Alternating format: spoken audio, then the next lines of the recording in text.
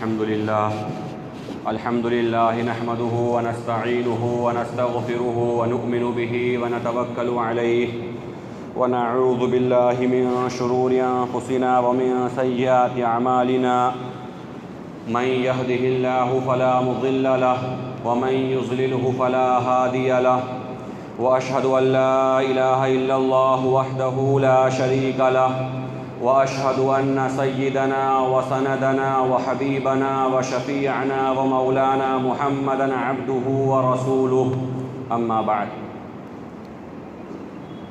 وقال الله تبارك وتعالى في كلامه المجيد والفرقان الحميد فأعوذ بالله من الشيطان الرجيم بسم الله الرحمن الرحيم اهدنا الصراط المستقيم صراط الذين أنعمت عليهم غير المغضوب عليهم ولا الضالين وقال رسول الله صلى الله عليه وسلم أفضل الجهاد كلمة حق عند سلطان جائر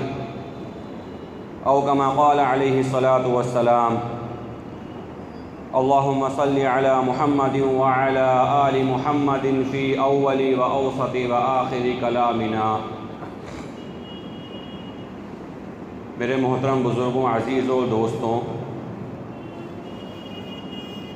اللہ عز و جل کا بڑا فضل ہے، اس کا کرم اور اس کا احسان ہے کہ اس پاک پروردگار نے ہم سب کو مبارک دن میں، مبارک جگہ پر اور مبارک مجلس میں جمع فرمایا۔ عاشورہ کا دن اللہ تبارک و تعالیٰ کے نزدیک، اللہ کے نبی صلی اللہ علیہ وسلم کے نزدیک بڑا متبرک، بڑا بابرکت اور بڑا اہمیت کا حامل ہے۔ مساجد اللہ تبارک و تعالیٰ کے نزدیک، اللہ کے نبی صلی اللہ علیہ وسلم کے نزدیک بہت زیادہ اہمیت کی حامل جگہیں ہیں۔ اتنی زیادہ اہمیت والی جگہیں ہیں کہ قیامت کا بھی اثر ان کے اوپر نہیں ہوگا۔ جب قیامت ہوگی اللہ رب العالمین مساجد کو اٹھا لیں گے، قیامت کا اثر یا ہولناکی سے مساجد محفوظ رہیں گی۔ اور مبارک مجلس کے اندر اللہ رب العالمین نے ہم سب کو جمع فرمایا۔ یہ مجلس ایمان کے مذاکرے، ایمان کی باتیں، علم کے مذاکرے، علم کی باتیں، اسلام کے تعلق سے باتیں، ایمان کے تعلق سے باتیں، یہ صحابہ کرام رضی اللہ علیہم اجمعین کی سنت ہے۔ ہم عام طور پہ ہمارے ساتھی جب بات کرتے ہیں، بھائی آئیں تھوڑی دیر بیٹھے ایمان کو تازہ کر لیں، آئیں بھائی تھوڑی دیر بیٹھے ایمان کے مذاکرے کر لیں، آئیں تھوڑی دیر دین کی بات کر لیں، یہ صحابہ کرام رضی اللہ علیہم اجمعین کی سنت اور تواتر کے ساتھ امت کا عمل ہے۔ سیدنا امام بخاری رحمۃ اللہ علیہ جو امیر المومنین فی الحدیث ہیں، اپنی کتاب صحیح البخاری کے اندر کتاب الایمان میں اس کو ذکر کرتے ہوئے یہ بات بیان فرماتے ہیں کہ سیدنا معاذ بن جبل رضی اللہ تعالی عنہ جو مشہور و معروف صحابی ہیں، اللہ کے نبی صلی اللہ علیہ وسلم کے تربیت یافتہ، اور آپ صلی اللہ علیہ وسلم کی طرف سے مامور ہیں فتوے دینے پر، جو آپ صلی اللہ علیہ وسلم کی زندگی میں صاحب فتویٰ صحابہ میں سے تھے۔ حضرت معاذ بن جبل رضی اللہ تعالیٰ عنہ وہ صحابی ہیں جب اللہ کے نبی صلی اللہ علیہ وسلم نے انہیں یمن کی طرف بھیجا، ملک یمن کی طرف اس حال میں بھیجا اور اس کنڈیشن میں بھیجا کہ آپ ان لوگوں کے لیے داعی بھی ہیں، آپ ان لوگوں کے لیے امام بھی ہیں، آپ ان لوگوں کے لیے مبلغ بھی ہیں، آپ ان لوگوں کے لیے معلم بھی ہیں، آپ ان لوگوں کے مربی بھی ہیں، آپ ان لوگوں کے شیخ بھی ہیں۔ تمام تر صفات حضرت معاذ بن جبل رضی اللہ تعالیٰ نے ایک صحابی کے اندر، اس لیے کہ جن کی طرف بھیجا جا رہا ہے وہ نو مسلم لوگ ہیں، وہ ابھی ایمان لائے ہوئے ہیں، اللہ کے نبی صلی اللہ علیہ وسلم کے پاس رہنے والے نہیں ہیں، بلکہ آپ صلی اللہ علیہ وسلم سے دور رہنے والے لوگ ہیں۔ آپ صلی اللہ علیہ وسلم نے سیدنا معاذ بن جبل رضی اللہ تعالیٰ عنہ کو ان کی تربیت کے لیے بھیجا، اور تربیت کے لیے بھیجنے کے ساتھ اللہ کے نبی صلی اللہ علیہ وسلم نے دعا بھی دی انہیں، اور یہ کہا تمام تعریف اللہ رب العالمین کے لیے ہیں کہ جس نے اس کے سینے کو کھول دیا، یہ وہ صحابی ہیں معاذ بن جبل رضی اللہ تعالیٰ عنہ جن کے بارے میں علماء نے لکھا ہے کہ کل روز قیامت علماء کا اور فقہاء کا جھنڈا ان کے ہاتھ میں ہوگا۔ یہ وہ صحابی ہیں معاذ بن جبل رضی اللہ تعالیٰ عنہ، ان کے بارے میں صاحب امام بخاری رحمہ اللہ نے اپنی کتاب کے اندر اس واقعے کو نقل کیا ہے کہ یہ لوگوں کو جمع کرتے تھے، لوگوں کو بلاتے تھے اور کہتے تھے اجلس بنا نؤمن ساعتاً، آؤ ہمارے ساتھ تھوڑی دیر بیٹھ جاؤ تاکہ ہم ایمان لے آئیں، آؤ ہمارے ساتھ تھوڑی دیر بیٹھ جاؤ تاکہ ایمان کی تجدید کر لیں، آؤ تھوڑی دیر ہمارے ساتھ بیٹھ جاؤ تاکہ ایمان کو تازہ کر لیں۔ یہ ایمان کے مذاکرے، ایمان کی مجلسیں، ایمان کی بات کرنا ایمان والے کے لیے انتہائی ضروری ہے، اس لیے کہ اگر یہ مذاکرے، یہ مجالس نہ ہوں، آج بڑی معافی کے ساتھ عرض کر رہا ہوں، معذرت کے ساتھ، ہم عام طور پہ جملہ کہہ دیتے ہیں، بیانوں سے کیا ہوتا ہے؟ ہم عام طور پہ کبھی یہ جملہ جذبات میں کہا جاتا ہے، کبھی یہ جملہ اخلاص میں کہا جاتا ہے، کہنے والا مخلص ہوتا ہے، کہنے والا نعوذ باللہ بد دیانت نہیں ہوتا ہے، بلکہ وہ دیانت دار ہوتا ہے، امین ہوتا ہے، وہ مخلص اور اخلاص سے کہتا ہے بھائی بیانوں سے کیا ہوتا ہے، یا بیان ہی بیان ہو رہے ہیں، ہو کیا رہا ہے، یہ کہنے والا بہرحال مخلص ہوتا ہے، لیکن مخلص ضرور ہے لیکن اس کا جملہ صحیح نہیں ہے۔ یہ جملہ اس لیے صحیح نہیں ہے کہ ہم تصور کریں، تھوڑی دیر کے لیے سوچیں کہ اگر بیانات نہ ہوں، اگر جمعے کا بیان نکال دیے جائیں، اصلاح معاشرے کا بیان نکال دیے جائیں، دعوت و تبلیغ کی مناسبت سے ہونے والے بیان نکال دیے جائیں، علماء کی سیرت النبی کے جلسے ہونے والے نکال دیے جائیں، شہداء کربلا، شہداء بدر، شہداء احد کی باتیں نکال دی جائیں، تو امت جو تھوڑا بہت بھی اس میں زندگی کی رمق باقی ہے، یا اپنی زبان میں کہا جائے تھوڑا بہت بھی کرنٹ اس کے اندر باقی، وہ بھی ختم ہو جائے۔ اللہ کے نبی صلی اللہ علیہ وسلم اور تمام انبیاء اکرام علیہم السلام کے اندر ایک مشترکہ صفت تھی، یعنی کامن خوبی جو تھی، ہر نبی کو اللہ رب العالمین نے اپنے اپنے علاقے کے اعتبار سے، اپنے اپنے لوگوں کے اعتبار سے، اپنے اپنے دائرے کے اندر بھیجا، جس علاقے کی جو ضرورت تھی وہ ضرورت دے کر بھیجا، جس علاقے میں جس چیز کی ضرورت تھی وہ چیز کی تکمیل کر کے اللہ تبارک و تعالیٰ نے انبیاء اکرام علیہم السلام کو مبعوث فرمایا، اور انہی کے قبیلے میں سے، انہی کے علاقے میں سے، انہی کی زبان بولنے اور سننے والے کو بھیجا تاکہ یہ بات کو اچھی طرح سمجھ لیں، بات کو اچھی طرح سمجھا سکیں۔ تمام انبیاء اکرام علیہم السلام کے اندر اپنے اپنے علاقے کے اعتبار سے الگ الگ خوبیاں تھیں،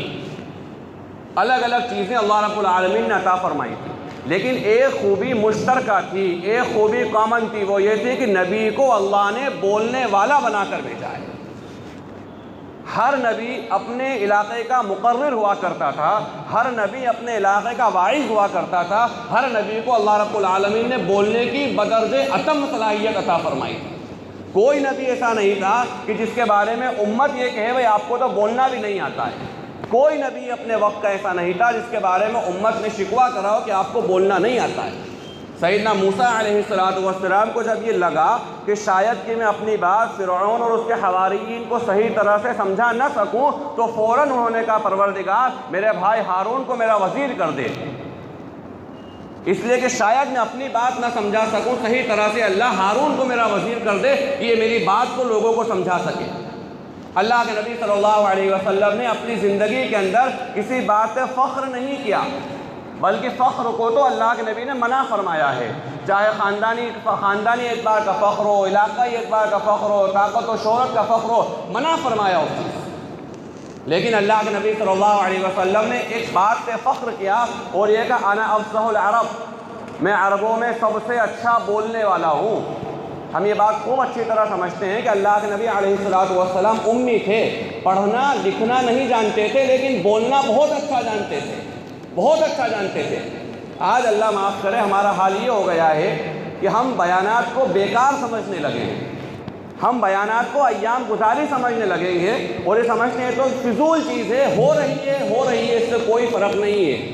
یقیناً جتنے ہو رہے ہیں اس کے مقابلے میں فرق نہیں ہے،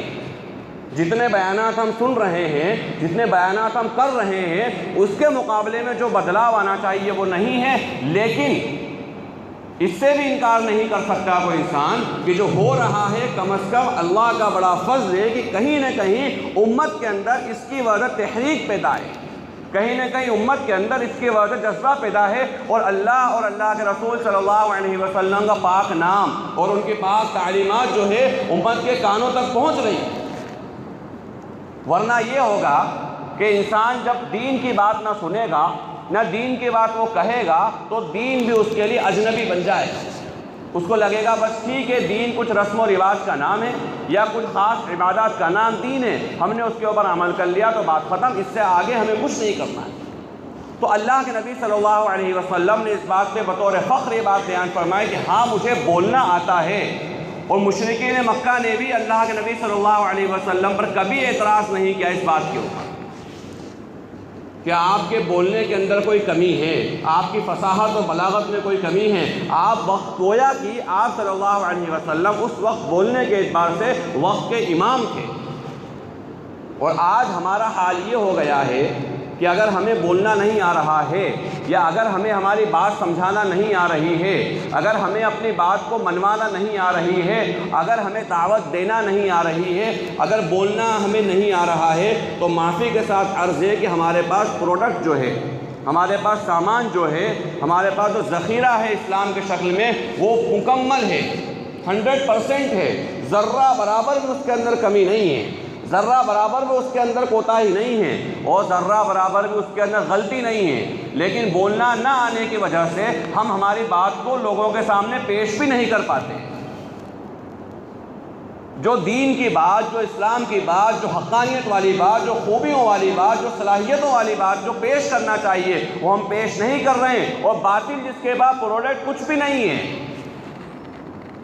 ہونے کو کچھ بھی نہیں ہے۔ بڑی معافی کے ساتھ عرض کر رہا ہوں، اللہ کی عبادت کرنے والے ہم لوگ، اللہ تبارک و تعالیٰ کے سامنے سر جھکانے والے ہم لوگ، مسجد جیسی پاکیزہ جگہوں پر آ کر اپنی پیشانی رگڑنے والے ہم لوگ، اللہ کی وحدانیت کے اقرار کرنے والے ہم لوگ، اللہ تبارک و تعالیٰ کی ربوبیت کو، اس کی الہیت کو، اس کی حاکمیت کو تسلیم کرنے والے ہم لوگ، اتنی خوبصورت عبادت، اتنی بہترین عبادت، اللہ تبارک و تعالیٰ کے در پہ پڑھ جانے والی عبادت، نماز جیسی عبادت کرنے والے ہم لوگ، لیکن ہمیں بولنا جب نہیں آیا، ہمیں ہماری عبادت کا تعارف کرانا نہیں آیا، تو وہ لوگ جو شرمگاہوں کی پوجا کر رہے ہیں، وہ لوگ جھاڑ و پتھر کی پوجا کر رہے ہیں، وہ لوگ دریاؤں کی سمندروں کی پوجا کر رہے ہیں، وہ لوگ سانپ کی اور چوہوں کی پوجا کر رہے ہیں، حتیٰ کہ خنزیر اور سور کی پوجا کرنے والے لوگ بھی ہمارے سامنے کھڑے ہیں، ہمیں آئینہ بتا رہے ہیں، ہمیں بتا رہے ہیں کہ تم غلط ہو، ہمیں بتا رہے ہیں کہ تم حق پہ نہیں ہو۔ حالانکہ ہونا تو یہ چاہیے کہ اللہ کے نبی صلی اللہ علیہ وسلم نے جو حجۃ الوداع کے موقع کے اوپر جو پیغام دیا تھا پوری امت کے لیے، پوری امت کو پیغام دیا تھا، اور جو موجود تھے ان کی ذمہ داری تھی کہ جو موجود نہیں ان تک پیغام کو پہنچا دیں، کہ اسلام کو، اسلام کی حقانیت کو، اسلام کے پیغام کو پوری دنیا تک پہنچا دینا۔ آج اللہ ہمیں معاف فرمائے کہ اسلام جیسے حقانیت والی چیز کو ہمیں بولنے میں شرم آ رہی ہے، اسلام کی بات کرنے میں، بولنے میں شرم آ رہی ہے۔ اور بلکہ بولنے میں شرم تو بڑی بات ہے کہ اگر کوئی اسلام کے خلاف یا اسلامی عقیدے کے خلاف اگر کوئی بات کر رہا ہے، نعوذ باللہ ہم اس کی ہاں میں ہاں ملانے لگ جاتے ہیں۔ شاہ ولی اللہ محدث دہلوی نور اللہ مرقدہ نے ایک مسئلہ لکھا ہے، اور یہ مسئلہ تواتر کے ساتھ علماء لکھتے ہوئے آئے ہیں کہ اگر کہیں پر اللہ تبارک و تعالیٰ کی عقیدے، اللہ تبارک و تعالیٰ کی توحید کے خلاف کوئی عقیدہ بیان کیا جا رہا ہو، اگر انسان کا ایمان اتنا مضبوط ہے، اللہ سے تعلق اتنا مضبوط ہے کہ اس کا رد کرے، اس کا انکار کرے کہ غلط ہے، یہ صحیح نہیں ہے، لیکن اگر ایسا نہیں کر سکتا ہو، اس میں اتنی طاقت نہیں ہو، یا حالات نہیں ہو، یا جس جگہ پر وہ موجود ہو اس جگہ کا تقاضا یہ ہو کہ وہ نہیں کر سکتا ہے، تو وہ کم از کم خاموش رہے۔ لیکن کہا اگر اس نے اس برے عقیدے کی ہاں میں ہاں ملا دی، کوئی اللہ کی ربوبیت کے خلاف کوئی عقیدہ بیان کر رہا ہے اور اس نے اس کی ہاں میں ہاں ملا دی، تو کہا اس شخص کو کلمے کو دہرانے کی ضرورت ہے، اس شخص کو تجدید ایمان کی ضرورت ہے، اس شخص کو کلمہ پڑھ کر دوبارہ گویا کہ مسلمان ہونے کی ضرورت ہے۔ یہ اس لیے بیان کیا کہ ہم عام طور پہ دیکھتے ہیں ٹرینوں کے اندر سفر ہو رہا ہے، بسوں میں سفر ہو رہا ہے، عام طور پر اللہ کی ربوبیت کے خلاف باتیں کہی جاتی ہیں، باتیں سنی جاتی ہیں، ہم ہاں میں ہاں ملا دیتے ہیں۔ اللہ کے نبی صلی اللہ علیہ وسلم کے زمانے میں ایک واقعہ پیش آیا، مشہور و معروف واقعہ ہے کہ اللہ کے نبی صلی اللہ علیہ وسلم اور ان کے تربیت یافتہ صحابہ کرام رضی اللہ علیہم اجمعین ایک سفر سے واپس آ رہے تھے اور راستے میں ایک جگہ قیام کیا اور بارش ہوئی۔ جب بارش ہوئی تو بعض لوگوں نے یہ کہا کہ بارش فلاں ستارے کی وجہ سے ہوئی ہے۔ جو مشرکین مکہ کا عقیدہ تھا اس عقیدے کو گویا کہ بیان کر دیا اپنے انداز میں، کہا کہ بارش فلاں ستارے کی وجہ سے ہوئی ہے۔ اور بعض لوگوں نے کہا کہ یہ بارش اللہ کے کرنے کی وجہ سے ہوئی ہے، بارش اللہ کی مخلوق ہے، بارش اللہ نے پیدا کی ہے، بارش اللہ کے حکم کی محتاج ہے، یہ بارش اللہ کے کرنے سے ہوئی ہے۔ اللہ کے نبی صلی اللہ علیہ وسلم کو جب یہ بات پتہ چلی تو آپ نے فرمایا کہ جس شخص نے کہا کہ بارش فلاں ستارے کی وجہ سے ہوئی ہے، یا جن لوگوں نے کہا انہوں نے جملہ غلط کہا، یہ کفریہ جملہ کہا، اور جنہوں نے کہا کہ بارش اللہ کے کرنے کی وجہ سے ہوئی ہے انہوں نے جملہ صحیح کہا، ایمان والا جملہ کہا۔ ایمان والے کی ذمہ داری یہ ہے کہ اس کی زبان، اس کے ہاتھ، اس کے پاؤں، تمام اعضائے جسم صحیح طرح سے استعمال ہو۔ آج اللہ رب العالمین نے ایسی عظیم الشان نعمت اور ایسی عظیم الشان دولت پروردگار نے ہمیں ایمان کی شکل میں عطا کی ہے۔ اللہ کا فضل ہے، اس کا کرم اور اس کا احسان، ہم کلمہ کو لا الہ الا اللہ محمد رسول اللہ ہیں، اللہ کی وحدانیت پر ایمان رکھنے والے اور اللہ کے نبی صلی اللہ علیہ وسلم کی ختم نبوت کا عقیدہ رکھنے والے ہم لوگ۔ اب ہماری اپنی ذمہ داری ہے کہ ہم اپنی زندگی کا جائزہ لیں، ہماری اپنی ذمہ داری ہے کہ ہم دیکھیں ہمارے شب و روز کہاں گزر رہے ہیں، ہمارے رات اور دن، ہماری صلاحیتیں کہاں پر لگ رہی ہیں، ہمارا مال و دولت کہاں پر لگ رہا ہے، ہماری طاقت کہاں پر صرف ہو رہی ہے۔ اللہ کے نبی صلی اللہ علیہ وسلم کے تربیت یافتہ صحابہ کرام رضی اللہ علیہ مجمعین اور ان کے بعد پوری امت، تابعین، تبع تابعین، سلف صالحین، تمام کے معمول کو ہم دیکھیں،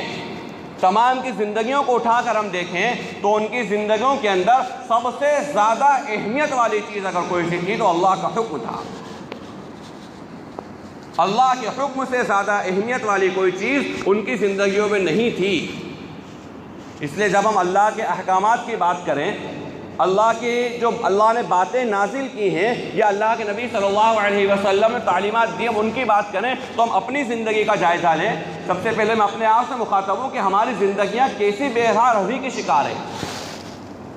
ہماری زندگیوں کے اندر اللہ کے نبی صلی اللہ علیہ وسلم اور صحابہ کرام رضی اللہ علیہ مجمعین کی جو باتیں ہیں، جو ان کی تعلیمات ہیں، وہ ہماری زندگیوں میں نظر نہیں آتی ہیں،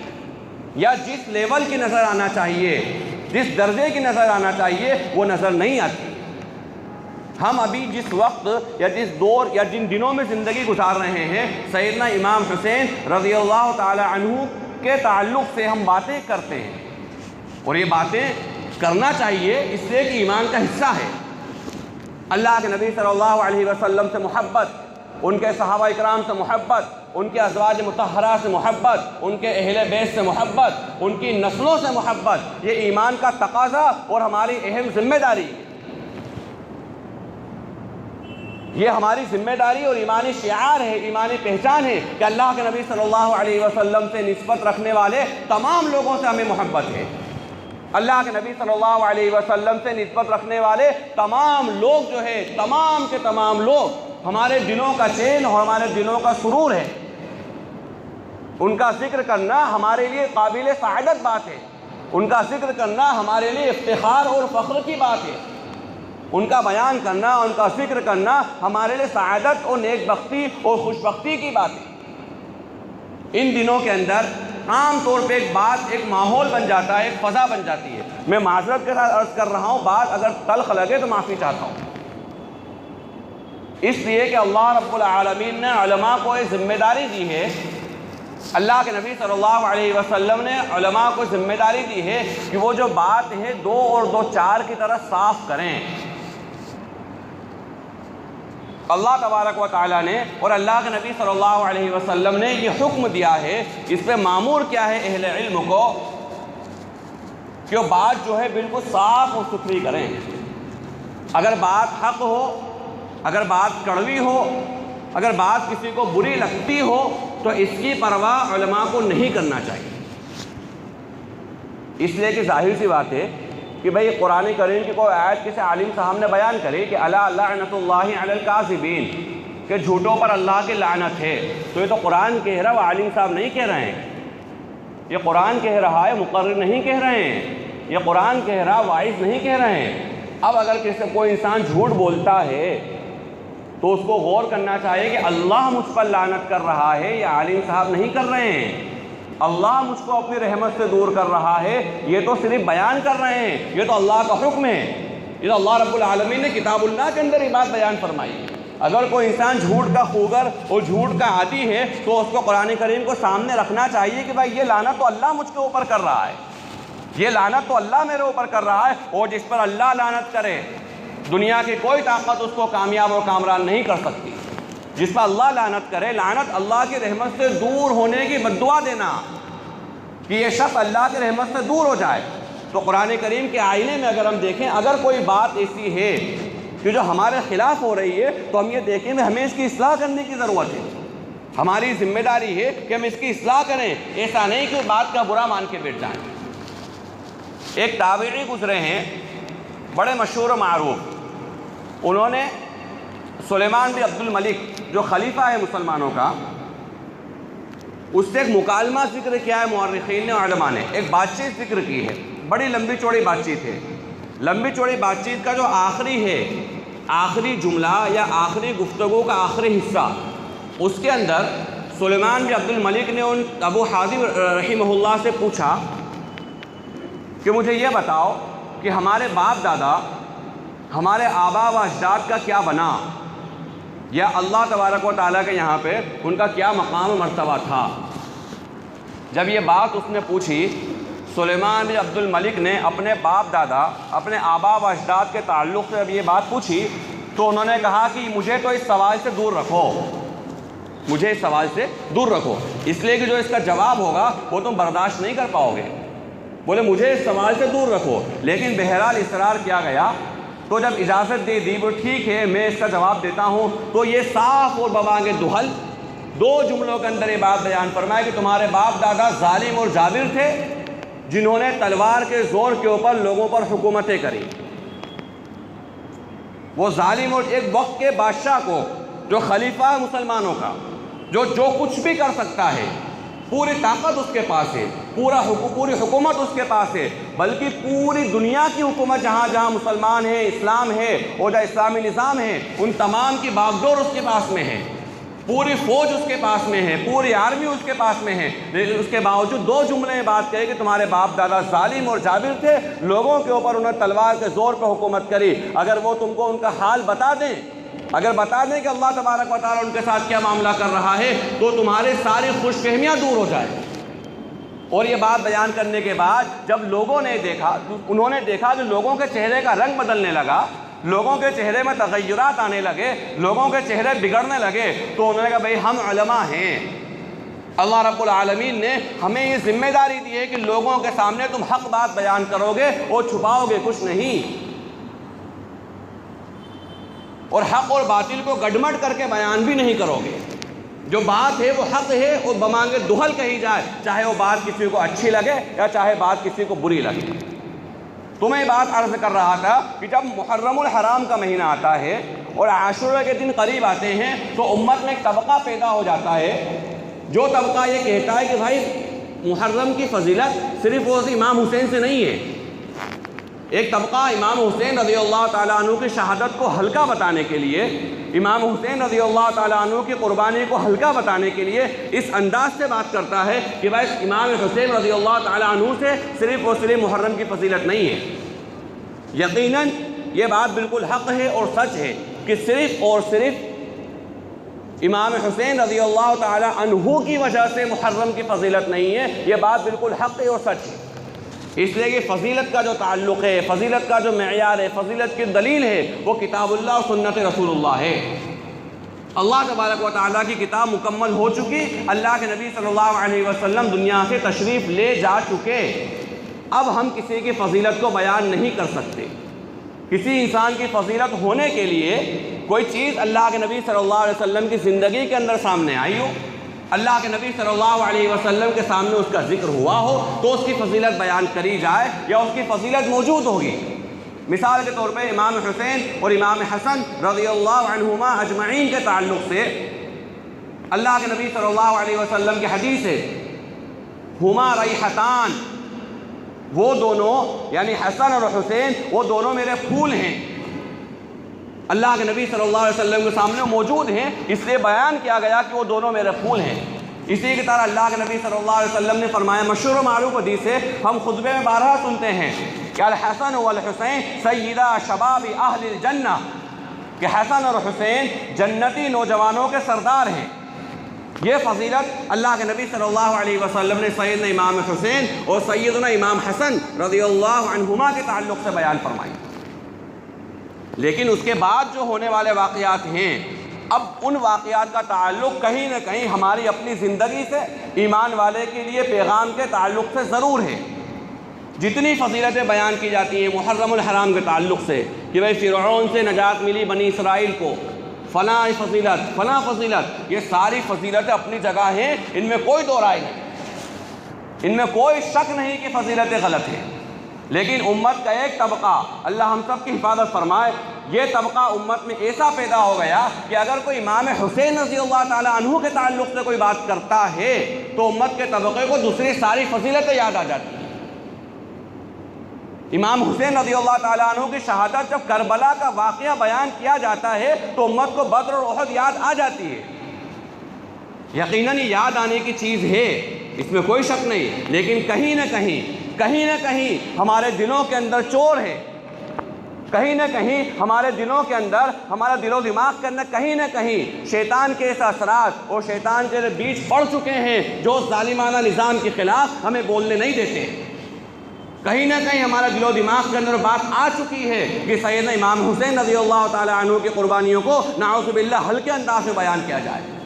ان کو تاریخی واقعے کی حیثیت سے سرسری بیان کر کے نکل جایا جائے۔ محرم الحرام کے مہینے کے اندر بھی اب تو حالت یہ ہوگی، اللہ حفاظت فرمائے ہماری، کہ مسجدوں کے اندر امام حسین رضی اللہ تعالیٰ عنہ کا ذکر نہیں ہو رہا، جمعے کے خطبوں کے اندر، جمعے کے بیانات کے اندر سیدنا امام حسین رضی اللہ تعالیٰ عنہ کی کوئی بات کرنے کو تیار نہیں۔ حالانکہ غور کرا جائے، سیدنا امام حسین رضی اللہ تعالیٰ عنہ نے جو قربانی دی، جو مجاہدے برداشت کرے دین کے خاطر، وہ ہمارے لیے مثال ہے، وہ ہمارے ضرب المثل چیز ہے کہ دیکھو دین جو ہے اللہ کے نبی صلی اللہ علیہ وسلم کا لایا ہوا دین، یہ دین اور ہم غلام اور ہم عبد جو ہیں، ہمارے ساری خواہشات، ہمارے سارے شوق، ہمارے سارے کام دھندے، ہماری تمام تر چیزیں اس دین کے اوپر قربان ہیں۔ ہم پہلے انسان ہیں یا پہلے مسلمان ہیں، ہم کیا ہیں یہ پہچان کرانے کے لیے، اس کا تعارف کرانے کے لیے کہ ہمیں اپنی حیثیت پتہ چلے کہ ہم کیا ہیں، تو بطور حیثیت ہمیں اپنا تعارف اس انداز کے اندر کرانا ہے کہ ہم مسلمان ہیں، اللہ رب العالمین نے ہمیں انسان بنایا ہے، اور مسلمان کا مطلب اطاعت کرنے والا، فرمانبرداری کرنے والا، سر تسلیم خم کرنے والا ہے۔ قرآن کریم کے اندر اللہ رب العالمین نے ایمان والوں کو نبی پاک کی زبانی یہ بات کہلوائی کہ تم یہ کہو کہ قل ان صلاتی و نسکی و محیایا و مماتی للہ رب العالمین، کہ نبی صلی اللہ علیہ وسلم آپ کہہ دیجئے کہ بے شک میرا مرنا، میرا جینا، میری قربانی، ساری عبادتیں میری اللہ رب العالمین کے لیے۔ ہم عام طور پہ یہ بات سمجھتے ہیں، مذاکرے کرتے ہیں کہ امام حسین رضی اللہ تعالیٰ عنہ نے جو خروج کیا ہے،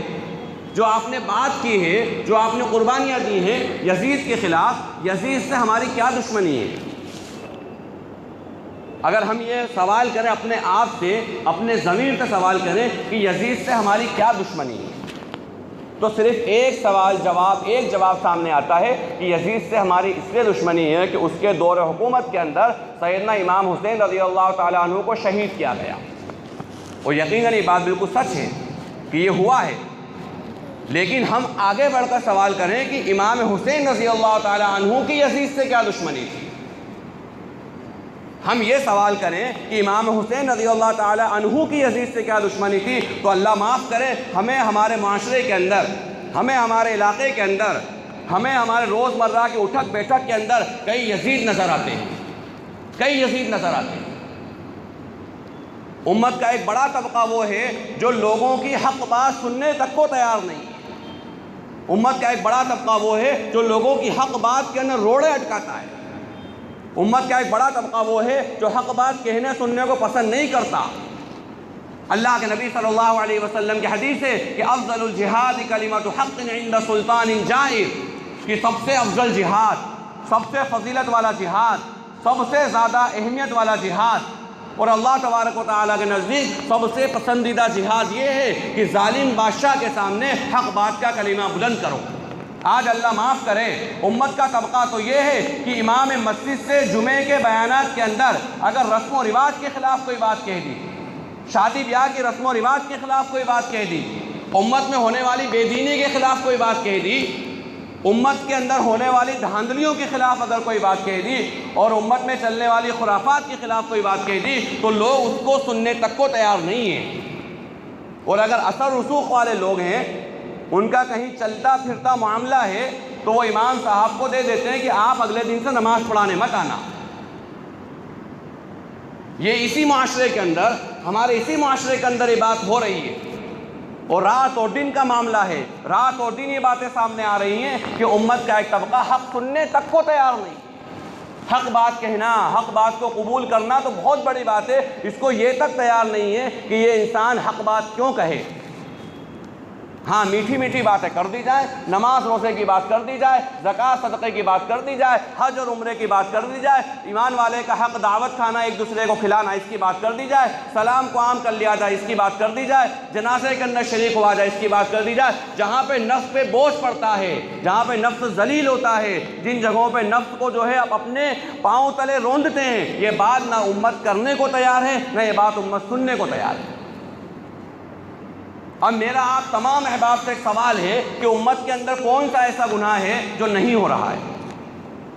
کون سا ایسا بڑا گناہ ہے جو امت کے اندر نہیں ہو رہا؟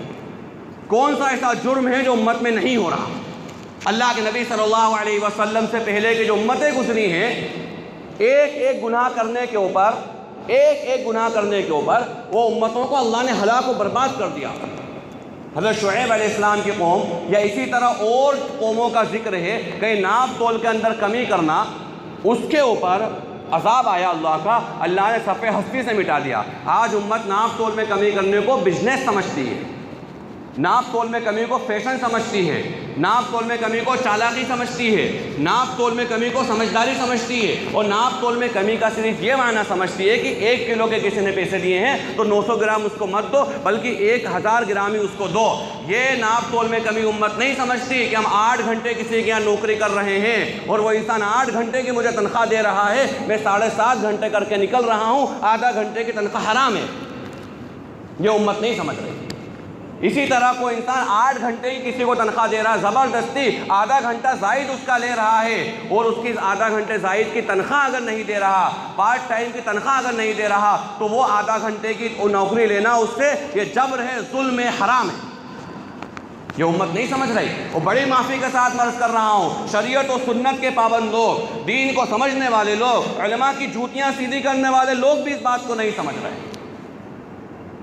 اس بات کو گویا کہ تصور ہی نہیں ہے کہ ناپ تول کے اندر کمی کرنا، امتیں ہلاک ہو گئی ہیں اس کی وجہ سے،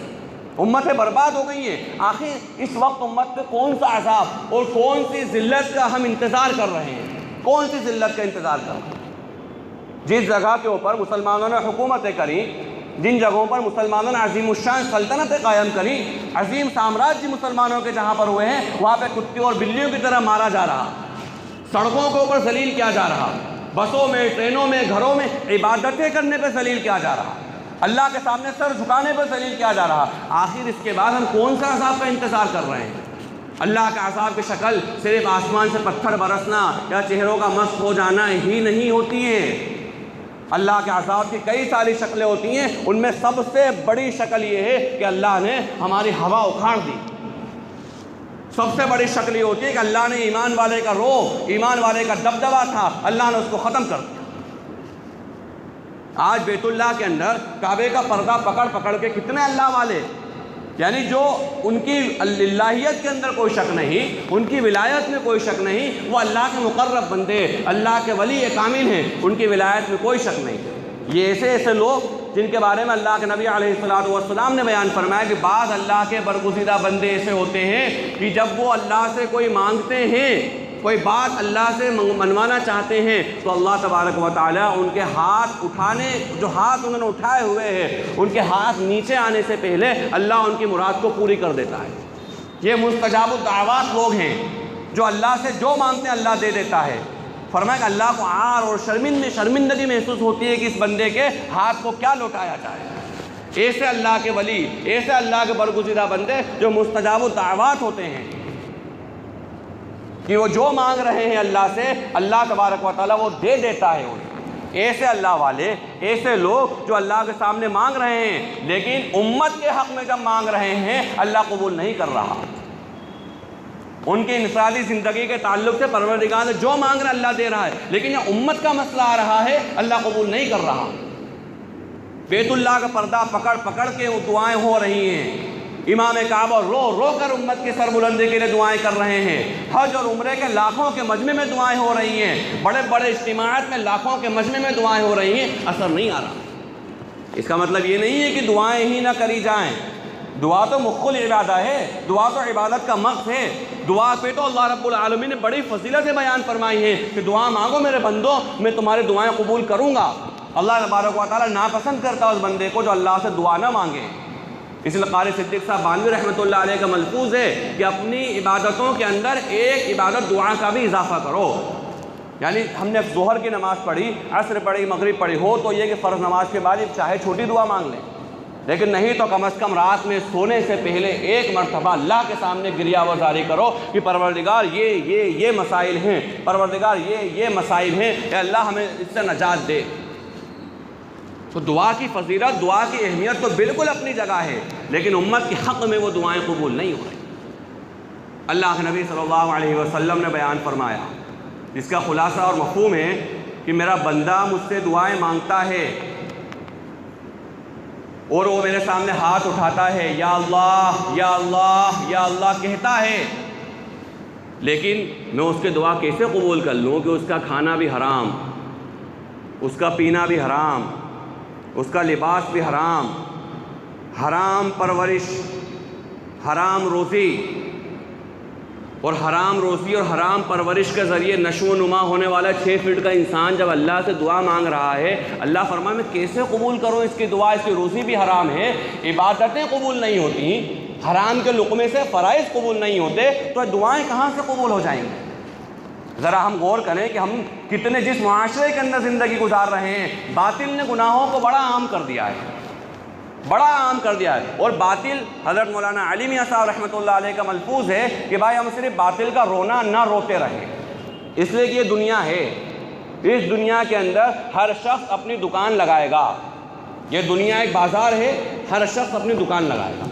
باطل یہ کر رہا ہے، باطل وہ کر رہا ہے، باطل کی یہ سازشیں، باطل کی وہ سازشیں، تو یہ تو ہے اور ہوتی رہیں گی قیامت تک کے لیے۔ حضرت آدم علیہ السلام کے بیٹوں کے واقعے کے بعد سے کہ ایک نے ایک کو قتل کرا، اس واقعے سے قیامت تک کے لیے علماء بیان فرماتے ہیں کہ حق اور باطل 2 گروہ ہو گئے۔ قرآن کریم کے اندر بھی اللہ رب العالمین نے صرف 2 گروہوں کا ذکر فرمایا کہ حزب اللہ اور حزب الشیطان، اور دونوں کا حکم دونوں کا انجام بیان فرما دیا کہ الا ان حزب اللہ هم المفلحون اور الا ان حزب الشیطان هم الخاسرون، کہ اللہ کا گروہ، اللہ کی جماعت، اللہ کا لشکر کامیاب اور کامران اور بامراد لوگ ہیں، اور شیطان کا لشکر، شیطان کی جماعت، شیطان کے کارندے گمراہ اور نامراد لوگ ہیں۔ اور قیامت تک کے لیے اللہ رب العالمین نے بات بیان فرما دی کہ یہ 2 گروہ رہیں گے، تیسرا کوئی گروہ نہیں ہے، ایک حق والے اور ایک باطل والے، ایک اللہ والے اور ایک شیطان والے۔ تو یہ تو دنیا کے اندر چلتا رہے گا، قیامت تک چلے گا، باطل اپنی محنتیں کرے گا، باطل اپنی سازشیں کرے گا، اس لیے کہ اس باطل کو ہمارا وجود ہی سب سے بڑا مسئلہ ہے، اس کے نزدیک سب سے بڑا مسئلہ ہمارا وجود ہے۔ ایک بات میں درمیان میں عرض کر دوں کہ یہ بات کہی جاتی تھی پہلے، کچھ سالوں پہلے تک، کہ بھائی باطل کو آپ کی نماز روزوں سے کوئی تکلیف نہیں ہے.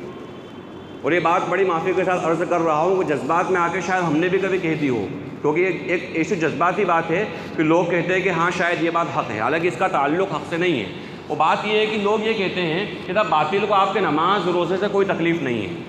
باطل کو صرف تکلیف ہوگی جب باطل کے خلاف آپ کھڑے ہوں گے. باطل کو تکلیف ہوگی جب آپ باطل کے سامنے آؤ گے. باطل کو تکلیف ہوگی تب کہ جب باطل کے خلاف صف آرا ہوگے. تو یقیناً یہ تو باطل کے لیے اس کی جان نکال دینے والی چیز ہے کہ کوئی ایمان والا اس کے سامنے کھڑا ہو جائے، ایمان والا اس کے مد مقابل کھڑا ہو جائے. اور ایمان والے کو ذمہ داری ہی یہی دی گئی تھی وَأَعِدُّوا لَهُم مَّا اسْتَطَعْتُم مِّن قُوَّةٍ وَمِن رِّبَاطِ الْخَيْلِ تُرْهِبُونَ بِهِ عَدُوَّ اللَّهِ وَعَدُوَّكُمْ وَآخَرِينَ مِن دُونِهِمْ لَا تَعْلَمُونَهُمْ اللَّهُ يَعْلَمُهُمْ. اللہ نے ذمہ داری تو بہرحال یہی دی ہے کہ باطل کو خوف زدہ رکھو، باطل کو ڈرا کر رکھو، باطل ایمان والا سے مرعوب ہو کر رہے، باطل ایمان والوں سے ڈر کر رہے. یہ اللہ نے ذمہ داری دی ہے. قرآن کریم میں اللہ رب العالمین نے بیان فرمایا وَأَعِدُّوا لَهُم مَّا اسْتَطَعْتُم مِّن قُوَّةٍ، جتنی تمہارے پاس طاقت ہو اس طاقت کے ذریعے باطل کو خوف زدہ رکھو. وَمِن رِّبَاطِ الْخَيْلِ، گھوڑوں کی چھاؤنیوں کے ذریعے باطل کو خوف زدہ رکھو.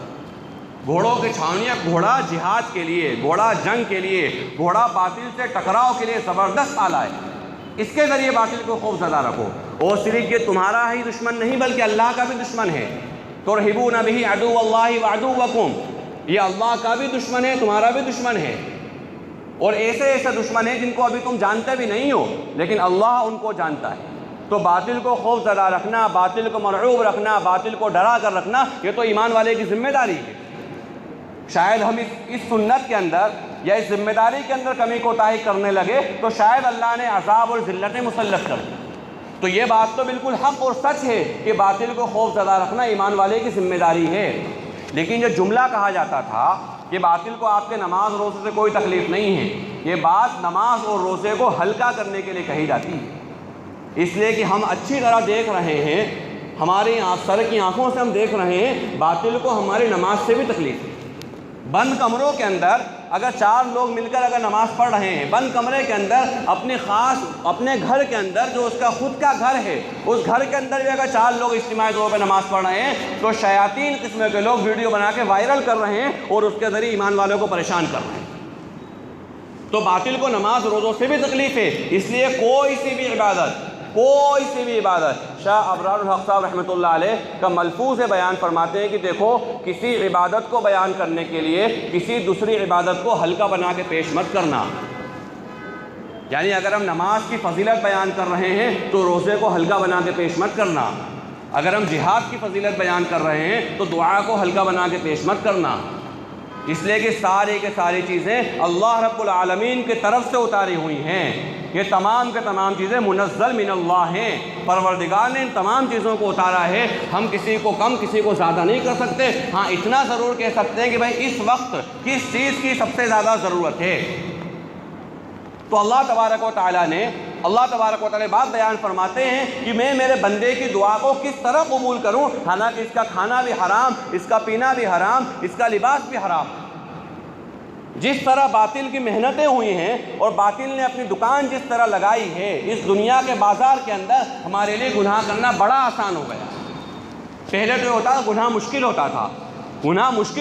گناہ کے راستے میں رکاوٹیں حائل تھیں. آج بند کمرے کے اندر انسان گناہ کر رہا ہے، کسی کو نہیں پتا. اس کو پتا ہے، فرشتوں کو پتا ہے، پروردگار کو پتا ہے، اس کے علاوہ کسی کو نہیں پتا. بند کمرے کا گناہ انتہائی خطرناک ہے. اس موبائل کے ذریعے انسان ایسے گناہ کر رہا ہے کہ شاید شریف لوگ اس کو اپنی زبان پر لانا پسند نہ کریں. اور ہمارے جو بزرگ بیٹھے ہوئے مجمع میں، ان کے سامنے تو کھول کر بیان بھی نہیں کیا جا سکتا، کہ تصور بھی نہیں کر سکتا کہ اتنے بھیانک گناہ موبائل کے ذریعے ہو رہے ہیں. اب آپ بتائیے مجھے کہ موبائل کے ذریعے یہ نوجوان نسل بیٹھی، کتنے ایسے نوجوان ہیں اس کے اندر جو موبائل میں آن لائن گیم کھیل رہے ہیں اور وہ سٹا لگا رہے ہیں. کتنے نوجوان اس موبائل کے فتنے کے اندر مبتلا ہیں جو آن لائن گیم کے جوا سٹا اللہ کے نبی صلی اللہ علیہ وسلم حرام کہا ہے اور جواری بن رہے ہیں موبائل کے اوپر اور سٹوریے بن رہے ہیں. بند کمرے کے اندر جوا بھی کھیلا جا رہا ہے، بند کمرے میں جو سٹا بھی کھیلا جا رہا ہے اور بند کمرے میں زنا بھی ہو رہا ہے. اور جو ایڈ کرنے والے ایڈورٹائز کرنے والے ذرا نفسیات کو دیکھیے آپ، باطل کس طرح محنت کرتا ہے، کس طرح اپنی بات کو پیش کرتا ہے۔ جو جوئے اور سٹے کا ایڈ کرنے والے جو شیاطین لوگ ہیں، جو دنیاوی لوگوں کی نظر میں چاہے سیلیبریٹی ہوں، لیکن اصل معنی میں ہماری نظروں میں شیاطین الانس ہیں۔ انسانوں میں سے جن شیطانوں کا ذکر اللہ رب العالمین نے قرآن کریم میں کیا ہے، یہ وہی لوگ ہیں جن کے بارے میں اللہ نے فرمایا وَمِنَ النَّاسِ مَن يَشْتَرِي لَهْوَ الْحَدِيثِ لِيُضِلَّ عَن سَبِيلِ اللَّهِ بِغَيْرِ علم، کہ یہ وہ لوگ ہیں جو ایمان والوں میں بے حیائی پھیلاتے ہیں، ایمان والوں میں گناہ پھیلاتے ہیں، ایمان والوں میں خرافات کی چیزیں پھیلاتے ہیں دنیا کی طلب کی وجہ سے، تاکہ اس کے ذریعے کچھ دنیا طلب کر لیں اور لوگوں کو اللہ کے راستے سے روکیں۔ تو یہ شیاطین اس ایڈ کرنے والے ذرا نفسیات کو دیکھیے، بہت آرام آرام کے ساتھ، بہت سلو یہ بیان کرتے ہیں ایڈ کو، لیکن جہاں بات آ جاتی ہے اس چیز کی کہ اس کی لت لگ جائے گی، اس کی لت آپ کو لگ سکتی ہے، وتی جوخم اس کے اندر شامل ہے، یعنی پیسے کا نقصان اس کے اندر ہو سکتا ہے، اتنی تیزی کے ساتھ اس کو بول کے نکلتے ہیں کہ اگر کوئی انسان پہلی بار وہ چیز سن رہا ہو نا تو سن ہی نہیں سکتا کہ بولنا کیا چاہ رہے ہیں۔ اپنا سیف سائیڈ لے کر چلتے ہیں اور اپنا سیف سائیڈ اتنی دھیرے انداز، اتنی تیزی کے ساتھ بول دیتے ہیں کہ سننے والے کو پتہ نہیں چلتا بھائی کہ ہو سکتا ہے کوئی جملہ بات ختم کری انہوں نے، کوئی جملہ کہہ دیا ہوگا اور ایک بار لت لگ گئی تو لگ گئی۔ اتنا خطرناک مسئلہ یہ موبائل کے ذریعے نوجوان نسل، اسی لیے ہمارے استاد محترم حضرت مولانا سلیم صاحب ندوی حفظہ اللہ نے بیان فرمایا والدین کے تعلق سے کہ اپنے نوجوان بچوں اور بچیوں کو بند کمرے میں اکیلا مت چھوڑو، اور اس طرح سے ان کا معاملہ ہو کہ نوجوان لڑکی کے کمرے میں ماں 24 گھنٹے کبھی بھی آ جا سکتی ہو بغیر روک ٹوک کے،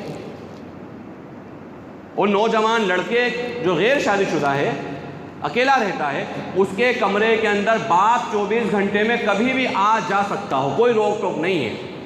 یہ کیواڑ بجانا، کیواڑ کو یہ سب احتیاط کی باتیں ہیں، لیکن جب بات بچے کی ایمان و یقین کی آ جائے، جب بات بچے کے فیوچر کی آ جائے، جب بات اولاد کی جو ہے زندگی کے خراب ہو جانے کی آ جائے، تو پھر چھوٹی موٹی باتیں نہیں دیکھی جاتی۔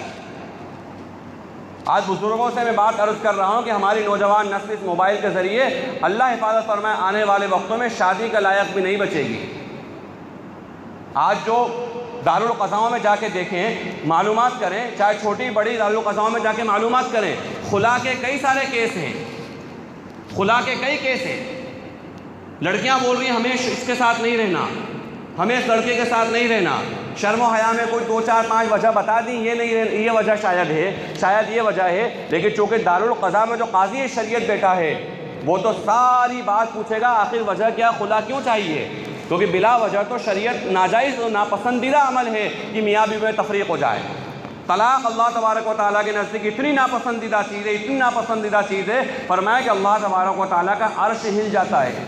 اگر میاں بیوی میں طلاق ہو جاتی ہے۔ جائز چیزوں کے اندر، پسندیدہ چیزوں کے اندر اللہ کو سب سے زیادہ ناپسند، حلال چیزوں میں سب سے زیادہ ناپسند چیز طلاق ہے، اور شیطان کو سب سے زیادہ پسندیدہ چیز ہی طلاق ہے شیطان کے۔ تو طلاق کی کثرت میں خلا کے جو کیس ہیں، جب قاضی معلوم کرتا ہے تو 2 4 5 ہیلے بہانے مستورات کر دیتی ہیں، لیکن اس چھوٹے موٹے ہیلے بہانے کی وجہ سے تو قاضی نہیں کہے گا کہ ہاں تمہارا طلاق کا مطالبہ صحیح ہے، تو آخر میں بولنا پڑتا ہے کہ میرا شوہر نامرد ہے، میرا شوہر میرے حقوق ادا نہیں کر پا رہا ہے، میں اس کے ساتھ ازدواجی زندگی میں نہیں رہ سکتی، اس لیے کہ اس کے اندر وہ صلاحیت ہی نہیں ہے، وہ کوالٹی نہیں ہے، وہ قوت ہی نہیں ہے کہ عورت کے اور بیوی کے حقوق کو ادا کرے، اس میں طاقت ہی نہیں ہے کہ یہ کچھ کر سکتا ہو، لہذا میں اس کے ساتھ نہیں رہنا چاہتی۔ اور یہ سارا کا سارا وبال جو بڑھتا جا رہا ہے آج اس معاشرے کے اندر، یہ موبائل کے غلط استعمال کی وجہ سے۔ بند کمرے کے اندر وہ بھیانک جرم اور بھیانک کرائم ہو رہے ہیں بند کمرے کے اندر، اور معافی کے ساتھ میں عرض کر رہا ہوں بڑے بزرگوں سے کہ ہم بھی اس کے عادی ہیں۔ ہم کیا ہے، بچہ دن بھر موبائل چلاتا ہے، ہم کیا کرتے ہیں دن بھر؟ موبائل جب آیا ہے اور جس وقت یا علماء نے کہا کہ یہ سب سے زیادہ دجال کا سب سے بڑا ہتھیار یہ موبائل بنے گا، جبکہ اس وقت تو صرف ٹیلی فون تھا، آج کوئی اینڈرائڈ ہے، دجال کا سب سے بڑا ہتھیار یہ موبائل بنے گا۔ آج بھی اگر اس کا استعمال کرا جائے صرف صحیح معنی کے اندر، اچھی باتوں کے لیے، جائز چیزوں کے لیے، پسندیدہ چیزوں کے لیے، تو اللہ کی بڑی نعمت ہے۔ وگیان کا تو موٹا سا اصول ہے کہ ہم لوگوں نے پڑھا ہے اسکولوں کے اندر، پڑھتے رہتے ہیں بھائی وگیان جو ہے وردان بھی ہے، ابھیشاپ بھی ہے۔ چاہے وہ ان لوگوں نے دنیا کے اعتبار سے کہا بھی شاب، لیکن یہاں تو مسئلہ دین کا آ رہا ہے، یہاں تو نسلوں کی خرابی کا مسئلہ آ رہا ہے۔ آپ بتائیے کہ جس نوجوان کے گھٹنوں میں درد ہو رہا ہے، جس نوجوان کی پنڈلیوں میں درد ہو رہا ہے، جس نوجوان کی کمر میں درد ہو رہا ہے، اگر میدان جنگ میں کھڑا رہنا پڑ گیا، یہ نوجوان کتنی دیر کھڑا رہ سکتا ہے؟ جہاں پہ اس کو گھوڑے کے ساتھ گھوڑا بننا پڑ جائے، جب اس کو پیدل پیادہ لڑنا پڑ جائے، آپ بتائیے میدان جنگ میں کتنی دیر ٹک سکتا ہے یہ نوجوان جس نے اپنی جوانی کو موبائل میں غلط فلمیں دیکھ دیکھ کر برباد کر لیا؟ یہ کتنی دیر ٹک سکتا ہے؟ اور جن کی باتیں ہم کر رہے ہیں کہ اللہ ان کو نواز رہا ہے، جن کی باتیں ہم کر رہے ہیں کہ اللہ ان کامیاب کر رہا ہے، ان کی صبح کب ہو رہی ہے اور ہمارے نوجوان کی صبح کب ہو رہی ہے؟ ان کی رات کب ہو رہی ہے، ہمارے نوجوان کی رات کب ہو رہی ہے؟ 11 بجے سے لے کر تو رات شروع ہو رہی ہے نوجوان کی، 1 بجے تک چوراہوں کے اوپر، چائے کی دکانوں کے اوپر، ٹاپروں کے اوپر بیٹھ کر لفاظیاں کر رہا نوجوان، موبائل میں غلط چیزیں دیکھ رہا، موبائل میں گیم کھیل رہا، ٹائم پاس پورا ایام گزاری کر رہا نوجوان، اور صبح اور 11 بجے 12 بجے اٹھ رہا ہے۔ اب بتائیے یہ نوجوان جو جسمانی طور پہ اتنا کمزور ہو چکا کہ گال جو ہے پچک گئے ہیں، اندر گڈھے میں جا چکے ہیں، چہرہ دیکھ کے پتا چل رہا ہے کہ بھائی تجھے کوئی بڑی بیماری تو نہیں ہے، ٹی بی یا کینسر تو تجھے نہیں ہے، پتا چل رہا ہے کوئی غلط لت اس کو لگ گئی۔ اللہ کی قسم کھا کے یہ بات کہی جا سکتی ممبر رسول سے کہ انسان کو اگر دنیا اور دین اور دنیا خراب کرنا ہے، پوری دین اور دنیا پوری زیرو رد کرنا اگر اس کو ہے، تو موبائل کی لت لگا لے۔ ہمارے بچے تو موبائل دیکھ رہے ہیں، کارٹون دیکھ رہے ہیں، اس کے اوپر ہم منع کرتے ہیں، غصہ ہوتے ہیں۔ نوجوان تو اپنی جگہ ہے، ادھیڑ عمر کے لوگ، بلکہ بڑے بوڑھے لوگ بھی موبائلوں کے اندر لگے ہوئے ہیں۔ ٹھیک ہے، کبھی کوئی چیز دیکھ لی، کوئی تفریحی چیز دیکھ لی، کبھی کیا ہوتا ہے کہ انسان کا مزاج تھوڑا ہوتا ہے، کوئی ہنسی مذاق کی چیز دیکھ لی، ٹھیک ہے اپنی جگہ ایک حد تک، لیکن 3-3 4-4 گھنٹے میاں بیوی کو وقت نہیں دے رہا، بیوی شوہر کو وقت نہیں دے رہی، دونوں اپنے اپنے موبائل لے کے بیٹھے ہوئے ہیں۔ تھوڑا سا بچہ بڑا ہوا تو بچہ اس سے بڑا موبائل لے کے بیٹھا ہوا ہے۔ یعنی صبح سے لے کے رات تک مرد کام پہ ہے، اور دن بھر جو ہے بیوی اور شوہر اور بیوی دونوں الگ الگ ہیں، رات کا وقت ہے، ملاقات کا وقت ہے، کچھ انفرادی طور پر جو باتیں کرنے کا وقت ہے وہ وقت ہے، کچھ آگے کی پلاننگ کرنے کا وقت ہے، بچوں کی دینی دنیاوی تربیت کے مشورے کرنے کا وقت ہے، کچھ ہنسی مذاق کرنے کا وقت ہے، اس وقت دونوں موبائل لے کے بیٹھے ہیں۔ اب یہ اتنا خطرناک مسئلہ موبائل کا ہو چکا، کوئی بھی اس سے بچا ہوا نہیں ہے، بہت کم تعداد، اور جو اس وقت اس فتنے سے بچ گیا صرف وہ صرف ضرورت کے تحت استعمال کرا، ضرورت کے تحت اس چیز کو استعمال کر لیا، تو بہت اچھی چیز ہے، بڑی خوبی والی چیز ہے، لیکن ہم نے ہر چیز کے اندر اللہ معاف کرے، ہم نے اللہ کے احکامات کو پس پش ڈالا ہے۔ اس کا تعلق موبائل سے بھی ہے، دنیا کی کوئی چیز ہو، دین کی کوئی سی چیز ہو، ہمیں سب سے پہلے جاننا ہے کہ بھئی میرا اللہ اس وقت کیا چاہ رہا ہے۔ علم اور ذکر، ان دو چیزوں کو جو ملایا جاتا ہے تو علم اور ذکر دونوں ملی ہوئی اسی لیے ہیں،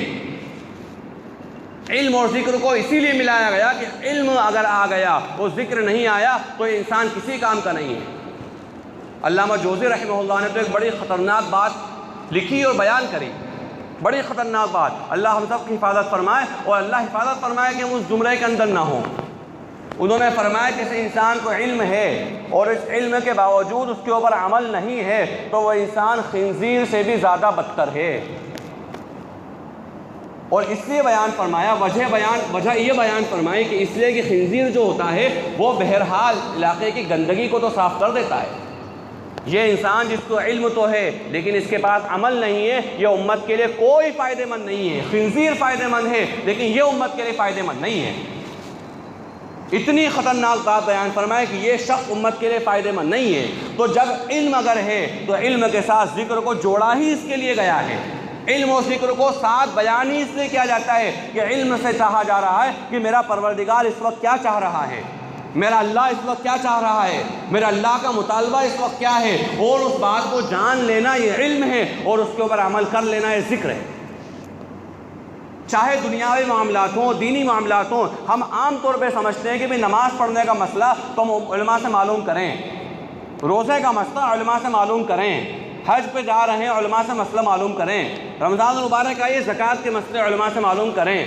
ایام قربانی ہیں قربانی کے مسئلے معلوم کریں، محرم عاشورہ آیا ہے روزوں کے مسائل معلوم کریں۔ اللہ کا بڑا فضل ہے کہ امت معلوم کرتی ہے، لیکن یہ صرف اور صرف دنیاوی دینی معاملات کے تعلق سے بات نہیں ہے۔ فَاسْأَلُوا أَهْلَ الذِّكْرِ إِن كُنتُمْ لَا تَعْلَمُونَ کے تحت مفسرین نے بات لکھی ہے کہ فَاسْأَلُوا أَهْلَ الذِّكْرِ، اہل ذکر، اور اہل ذکر سے مراد اہل علم یعنی علماء ہیں، کہ علماء سے معلوم کرو کہ تمہیں کیا کرنا ہے، ان کنتم لا تعلمون، اگر تم نہیں جانتے۔ مفسرین اس آیت کے تحت لکھتے ہوئے آئے ہیں، آج تک لکھ رہے ہیں کہ اس کا تعلق صرف اور صرف دینی معاملات سے نہیں ہے، اس کا تعلق، بل ایک چھوٹی سی مثال میں آپ کو دیتا ہوں، چھوٹی سی، بالکل چھوٹی سی مثال، کہ اگر ہم نے، حالانکہ یہ ہمیں عام طور پر سب کو پتہ ہے، یہ کوئی بہت بڑا ایسا مسئلہ نہیں کہ پتہ نہیں ہو، لیکن مذاکرے کے طور پر میں عرض کر رہا ہوں کہ ہم نے جب گھر بنایا، اب گھر بنایا تو گھر کا بیت الخلاء، لیٹرنگ اور باتھ روم اس طرح اس کو بنانا ہے کہ قبلے کی طرف نہ تو چہرہ ہو اور نہ قبلے کی طرف پیٹھ ہو، یہ ہم اس بات کو اچھی طرح جانتے ہیں، لیکن ظاہر سی بات ہے گھر بنانا، اب یہ جو مسئلہ آیا اس کا تعلق دین سے ہے۔ گھر ہم اپنی دنیاوی ضرورت کے لیے بنا رہے ہیں، اپنے راحت و آرام کے لیے بنا رہے ہیں، لیکن اگر اس گھر کو، اس بیت الخلاء اور لیٹرنگ کو ہم نے اس طرح، باتھ روم کو اس طرح سے نہیں بنایا، اور گھر کے اندر ہم نے لیٹرنگ کو اور باتھ روم کو غلط طریقے سے بنا لیا، تو یہ گھر کا بنانا بھی ہمارا گناہ ہو جائے گا۔ اس لیے گناہ ہو جائے گا کہ شریعت مطہرہ نے جو چیز کہی تھی اس کے اوپر ہم نے عمل نہیں کیا، لہذا اس کی وجہ سے یہ چیز غلط اور ناجائز ہو جائے گی۔ تو جب گھر کا معاملہ بالکل دنیاوی ضرورت کے لیے ہے، انسان اپنے آرام کے لیے، اپنی رہائش کے لیے، اپنے فائدے کے لیے گھر بناتا ہے، تو شادی بھی انسان اپنے فائدے کے لیے کرتا ہے۔ دنیاوی معاملات کے اندر انسان بزنس اپنے فائدے کے لیے کرتا ہے، تجارت انسان اپنے فائدے کے لیے کرتا ہے، ملازمت انسان اپنے دنیاوی فائدے کے لیے کرتا ہے، پڑھائی لکھائی انسان اپنے دنیاوی فائدے کے لیے کرتا ہے، حالانکہ یہ سب دین ہے۔ اگر اللہ کے نبی صلی اللہ علیہ وسلم کے طریقے کے مطابق ہو جائے اور اللہ تبارک و تعالیٰ کے حکموں کے مطابق ہو جائے تو یہ ساری چیز دین ہے۔ لیکن ہم یہ غور کریں کہ ہم جب یہ معاملات آتے ہیں، ہم کتنی بار علماء کے پاس جاتے ہیں، ہم شادی بیاہ کا جب موقع آتا ہے ہم کتنی بار علماء کے پاس جا کے ان سے مسئلہ پوچھتے ہیں،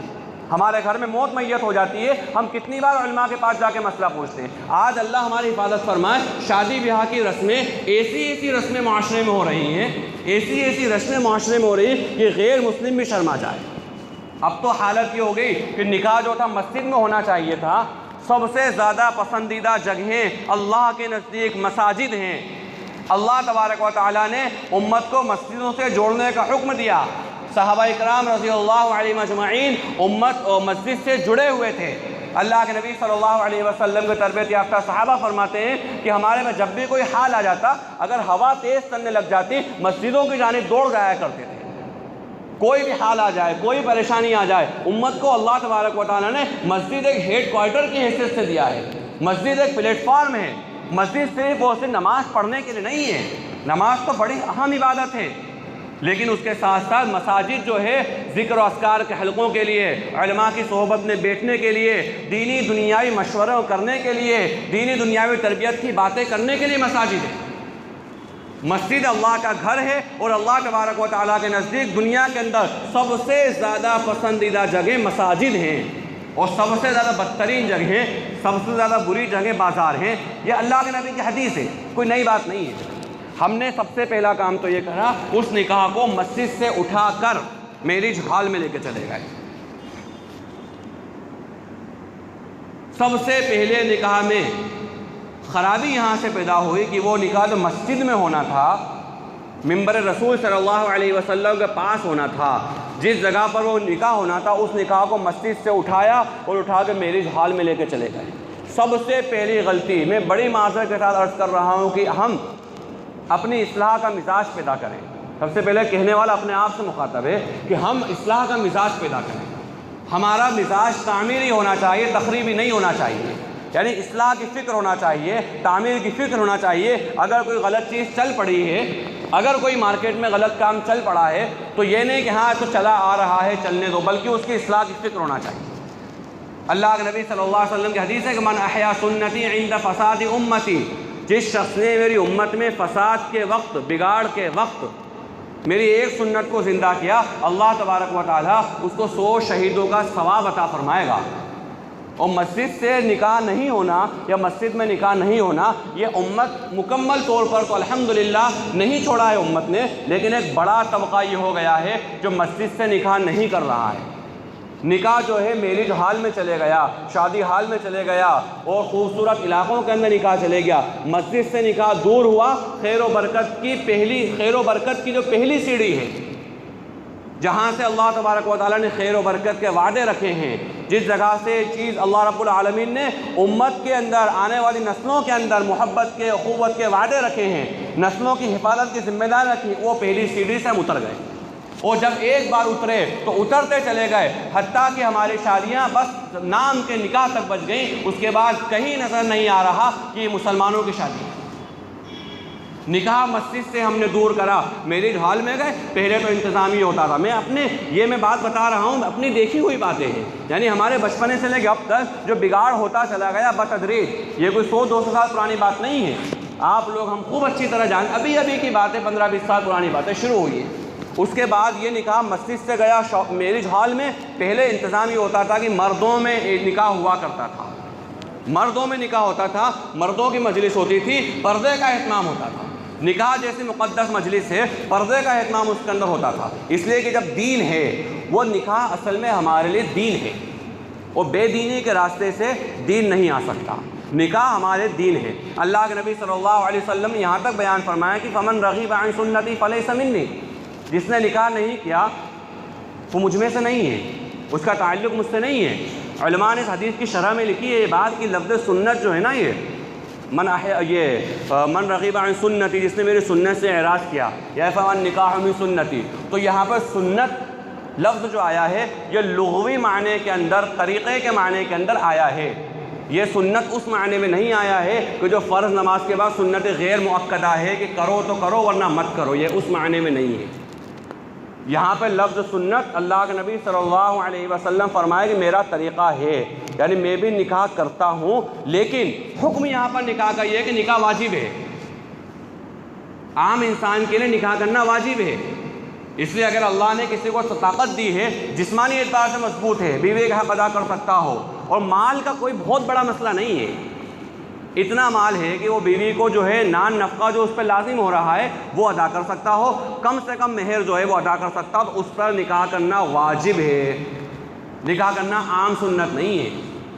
عام طور پہ انسان سمجھتا ہے سنت غیر مؤکدہ ہوگی، کر لیا تو ٹھیک ہے ورنہ کوئی بات نہیں، اس لیے لمبی عمریں گزر جانے کے بعد 35 سال گزر جانے کے بعد لوگ نکاح نہیں کرتے، ٹھیک ہے صاحب جب ہوگا کر لیں گے۔ میں پھر ایک بات آپ کو عرض کر رہا ہوں کہ بعض لوگوں کے حالات کچھ الگ ہوتے ہیں، وہ نہیں کر پاتے، وہ اپنی مجبوری ہے، وہ ایک الگ بات ہے، لیکن عام طور پہ انسان پڑھ لکھ کر آ گیا، کاروبار اس کا سیٹ ہو گیا، ساری چیزیں اس کی، پھر بھی نکاح نہیں کر رہا ہے، اللہ طاقت دیے، مال دیے، طاقت دیے، صلاحیت دیے، ساری چیزیں، پھر بھی نکاح نہیں، کبھی 2 سال بعد کریں گے، 4 سال بعد کریں گے، 5 سال بعد کریں گے، تو یہ واجب سے دور ہونا ہے، اور واجب سے دور ہونا گناہ کبیرہ ہے۔ یہ بات اچھی طرح ذہن نشین کر لیں کہ کوئی انسان اگر عشاء کی نماز پڑھ رہا ہے اور اگر وطر نہیں پڑھ رہا ہے تو وطر نہیں پڑھنا واجب کو چھوڑنا ہے، اور واجب کو چھوڑنا گناہ ہے۔ یہ ایسی چیز ہے، واجب وہ چیز ہے جس کی قضا ہوتی ہے، جس طرح فرض کی قضا ہے، کسی انسان نے عشاء کی نماز نہیں پڑھی، اگلے دن اس کو پڑھنا ہے تو 17 رکعتوں کی قضا نہیں کرے گا، لیکن 7 کی کرے گا، یہ نہیں کہ صرف 4 کی کرے گا بلکہ 7 کی کرے گا، اس لیے کرے گا 4 رکعت فرض اور 3 رکعت وطر واجب۔ تو نکاح انسان کو ایک بار انسان کو نکاح کرنا، اپنے ساتھ جو ہے اس اعتبار سے ازدواجی زندگی کو گزارنا، یہ عام انسان کے لیے واجب ہے، صرف سنت نہیں ہے۔ تو یہ دین ہے، ہمارے نکاح ہمارے دین ہے، لیکن اس دین کو ہم نے اپنے مسجدوں سے نکال کر بازاروں میں لے کر آ گئے، اور دین بے دینی کے راستے سے کبھی نہیں آتا۔ پردے کا اہتمام بہرحال پہلے ہوا کرتا تھا، لیکن اب پردے کا اہتمام بھی ختم ہو گیا۔ نکاح کے مجلس کو مستورات بھی دیکھ رہی ہیں، ویڈیو ہو رہی ہیں، فوٹوگرافی ہو رہی ہے۔ حضرت مولانا عمر صاحب پالنپور رحمۃ اللہ علیہ کا ملفوظ ہے، کیا بیان فرماتے ہیں کہ بے دینی کے راستے سے دین نہیں آ سکتا۔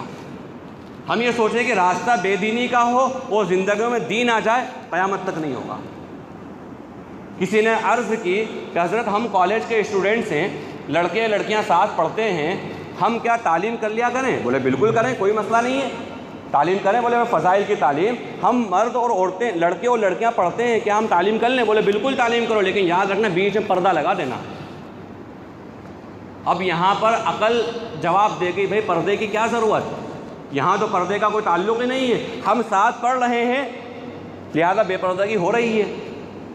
ہم نوٹس کا تبادلہ کر رہے ہیں، ایک دوسرے کو کتابیں دے رہے ہیں، لے رہے ہیں، بے پردگی ہو رہی ہے۔ ساتھ میں کھانا کھا رہے ہیں، بے پردگی ہو رہی ہے۔ ساتھ میں کینٹین جا رہے ہیں، بے پردگی ہو رہی ہے۔ بسوں میں آنا جانا ہمارا ساتھ میں ہے، بے پردگی ہو رہی ہے۔ بھئی ساری چیزیں تو بے پردگی کے ساتھ ہو رہی ہیں، تو تعلیم میں پردہ کیوں؟ تو فرمایا کہ بے دینی کے راستے سے دین نہیں آتا۔ یہاں تعلیم کا مقصد دین کو زندہ کرنا ہے، یا تعلیم کا مقصد دینی بیداری ہے، یا تعلیم کا مقصد اصلاح و تربیت ہے۔ وہ اصلاح و تربیت اور وہ دینی بیداری اگر بے دینی کے راستے سے آئے گی تو زندگیوں میں دین نہیں آئے گا۔ لہذا وہ تم جو کر رہے ہو اپنی جگہ کرتے رہو، بچتے رہو، کرتے رہو، لیکن یہ دین کا جو خالص مسئلہ ہے یہ بے دینی کے راستے سے نہیں آ سکتا۔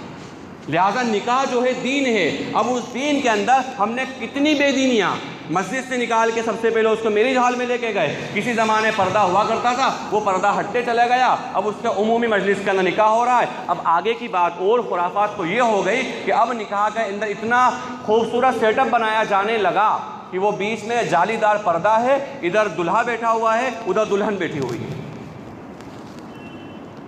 اور یہ پردہ مچھردانی جو ہے جالی دار جو آتی ہے اس کے لیے یعنی خوبصورتی کے لیے پردہ لٹکایا گیا ہے، پردے کے لیے پردہ نہیں ہے، خوبصورتی کے لیے پردہ ہے، حسن و جمال کے لیے پردہ ہے۔ اب بتائیے اتنی بے حیائیاں، اتنی بد نظریاں، اتنے آنکھوں کے گناہ ہونے کے بعد کیا زندگیوں میں دین آئے گا؟ یا وہ جو نسل جو پروان چڑھے گی جس کو نکاح کے وقت ساری چیزیں خرافات کی ساری چیزیں یاد رہتی ہیں، لیکن صحبت کے وقت جوڑے کو یہ یاد نہیں رہتا کہ رسول اللہ صلی اللہ علیہ وسلم نے کیا دعا سکھلائی ہے، بیوی سے ملاقات کے وقت کی سنت کیا ہے، یہ جوڑے کو یاد نہیں رہتا۔ حتیٰ کہ مجمع میں بیٹھنے والے نکاح کے اندر دوسری خرافاتوں میں شریک ہونے والے لوگوں سے پوچھو بھائی جوڑا دلہا دلہن کی مہر کتنی ہے، وہ بھی نہیں پتا۔ مہر جو لازم ہے شوہر کے ذمہ فرض ہے وہ مہر کا نہیں پتا، لیکن خرافات کا سب پتا۔ فلاں دن ہلدی کی خرافات، فلاں دن منگنی کی خرافات، فلاں دن مہندی کی خرافات، فلاں دن سنگیت کی خرافات، ساری بے حیائیاں، سارے گناہ ہمیں خوب اچھی طرح یاد رہتے ہیں، لیکن جو چیزیں مین وہ یاد نہیں رہتی۔ آپ بتائیے ایسے کیسے سماج کے اندر اور ایسے کیسے معاشرے کے اندر دین آئے گا؟ ہمیں دعویٰ ہے حسینی ہونے کا، اور ہم دعا ہے کہ اللہ زندگی اور حسینی ہو کر رکھے، دعا ہے ہماری کہ اللہ موت دے تو حسینی ہو کر ہماری موت دے، اور دعا ہے پروردگار قیامت کے دن ساتھ کھڑا کرے سیدنا امام حسین رضی اللہ تعالیٰ عنہ کے ساتھ، اور ان کے لشکر کے ساتھ، اور ان کے متبعین کے ساتھ، اور ان کے محبین کے ساتھ ہمارا حشر فرمائے۔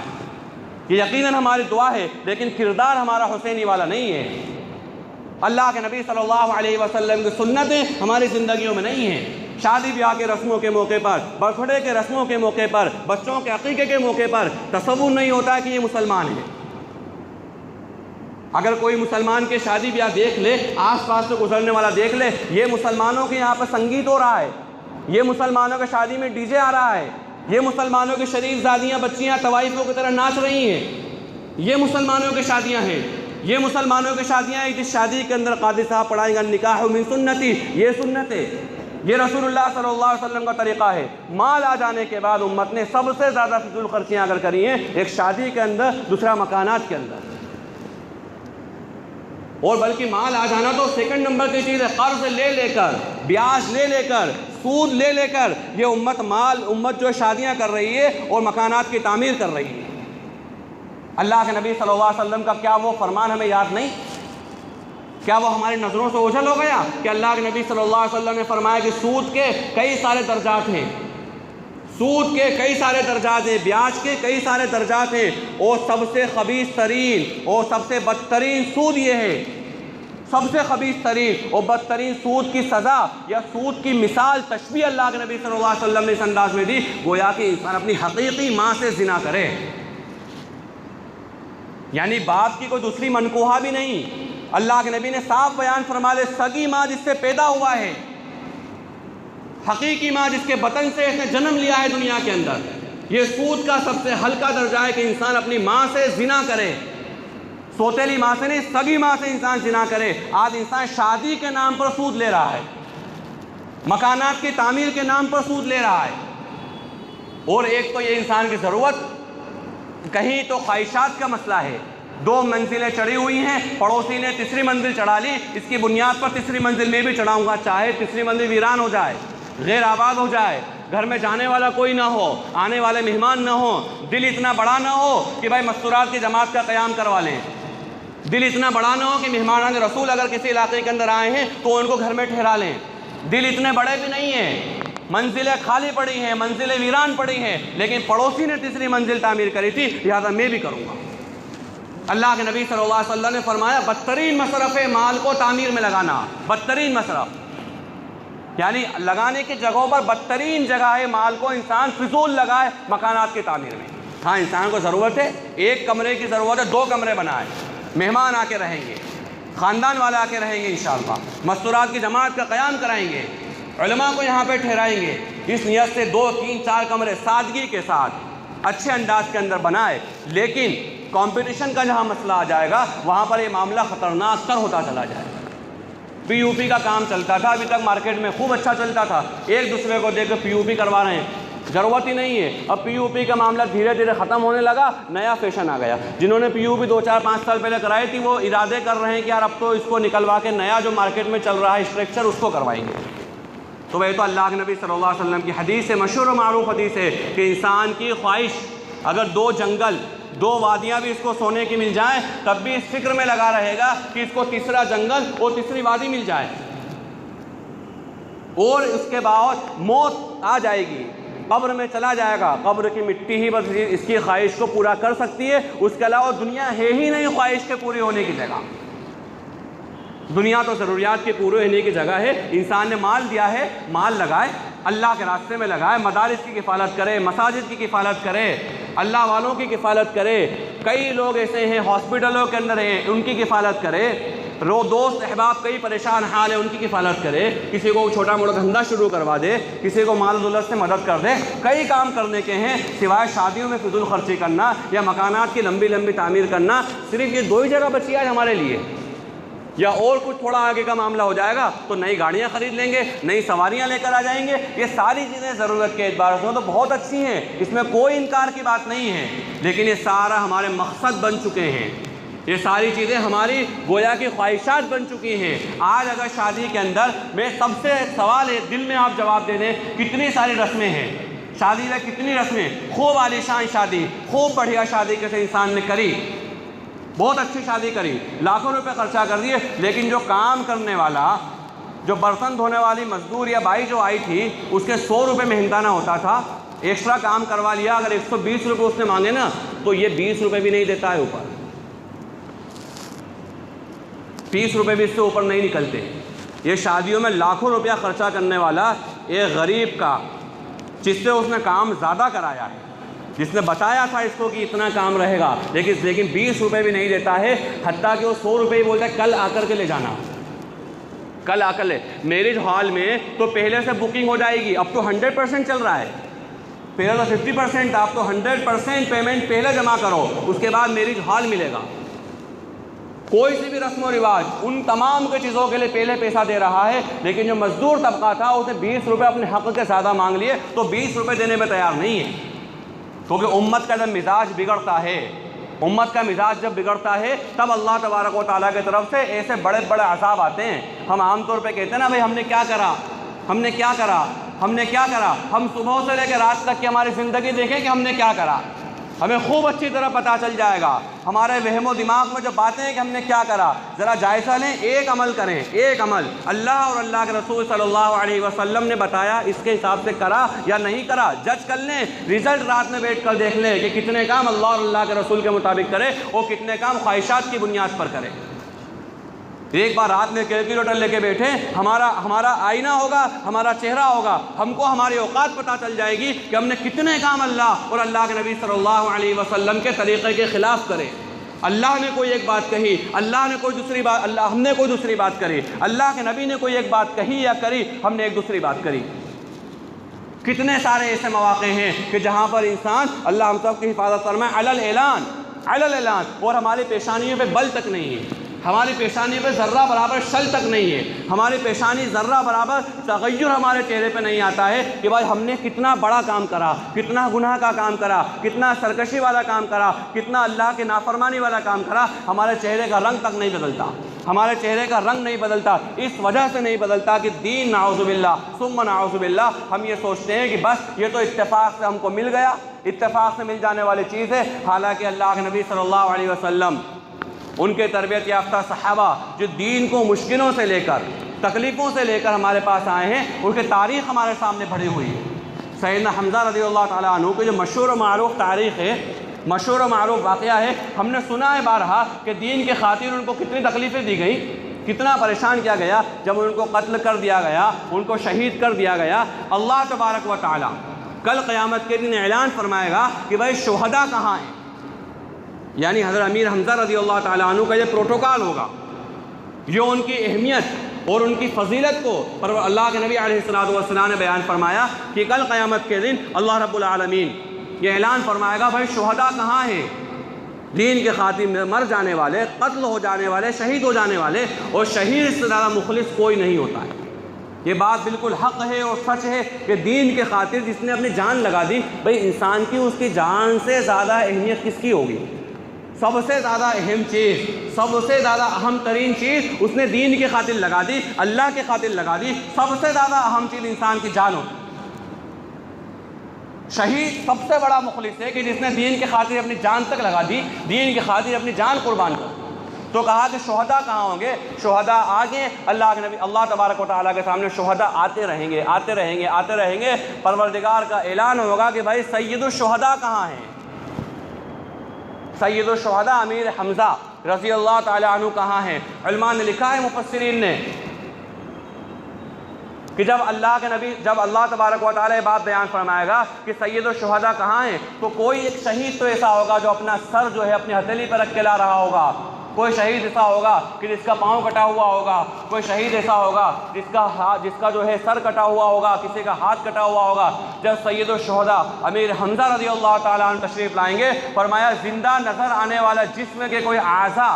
کٹا ہوا انسان نظر نہیں آئے گا، بلکہ اللہ تبارک و تعالیٰ کے دربار میں ٹکڑے حاضر ہوں گے، ٹکڑے، اور کہا جائے گا یہ امیر حمزہ یہ وہ ٹکڑے ہیں ان کے جس کو دین کے خاطر شہید کیا گیا، بے دردی سے قتل کیا گیا۔ آج معاف کیجیے، اللہ کے لیے معافی مانگتے ہوئے کہہ رہا ہوں، اللہ کے نبی صلی اللہ علیہ وسلم اور ان کے تربیت یافتہ صحابہ کا لایا ہوا دین ہم کتنی بے دردی کے ساتھ مسل رہے ہیں، کتنی بے دردی کے ساتھ ہم مسل رہے ہیں۔ ہمارے چہروں پہ شل تک نہیں آتا کہ اللہ کے نبی کا لایا ہوا دین کتنی قربانیاں دی ہیں اللہ کے نبی نے اس دین کی خاطر۔ اللہ کے نبی صلی اللہ علیہ وسلم کے صحابہ نے کتنی قربانیاں دی ہیں، پوری دنیا کے اندر پھیل گئے، پوری دنیا کے اندر چلے گئے۔ وہ جانے کا مقصد کوئی دنیا طلبی نہیں تھی، کوئی حب جا نہیں تھا۔ آج تو اللہ حفاظت فرمائے سڑی سڑی کرسیوں کے لیے، سڑے سڑے عہدوں کے لیے بھائی بھائی کا دشمن ہو رہا ہے، سڑے سڑے عہدوں کے لیے چچا بھتیجوں میں آپس میں نہیں بن رہی ہے، سڑے سڑے عہدوں کی وجہ سے کہیں کوئی چھوٹا سا عہدہ ہے کس کی کوئی ویلیو نہیں ہے، دنیاوی اعتبار سے بھی کوئی ویلیو نہیں ہے اس کی کہ سب بہت بڑا لقب آپ کو مل گیا ہو، دنیاوی اعتبار سے بھی کوئی ویلیو نہیں۔ اس کے لیے انسان ایک دوسرے کی گردنیں اتار دینے پہ تیار ہے،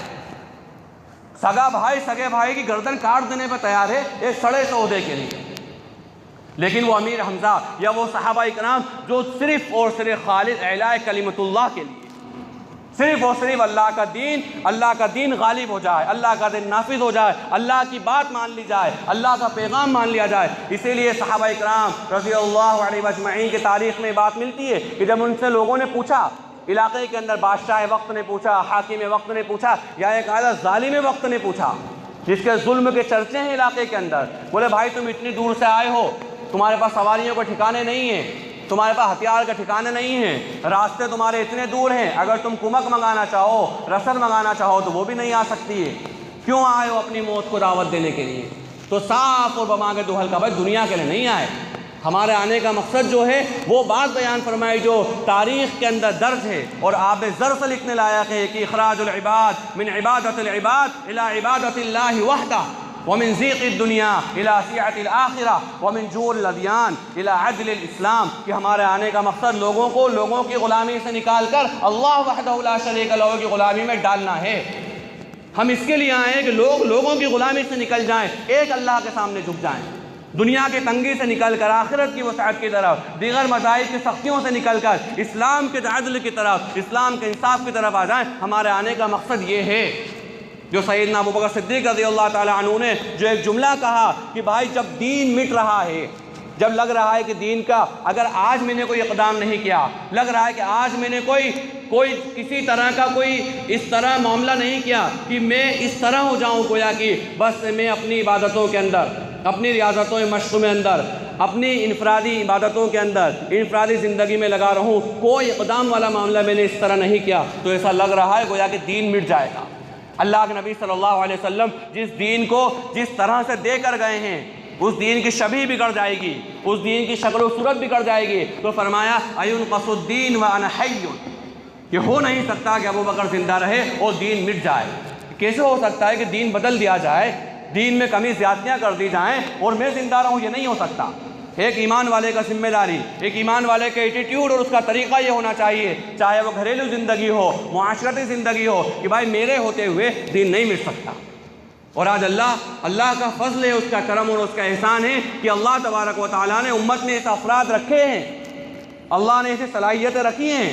اللہ نے باتوں میں وزن رکھا ہے کہ لوگ ان کی مانتے ہیں، امت ان کی مانتی ہے،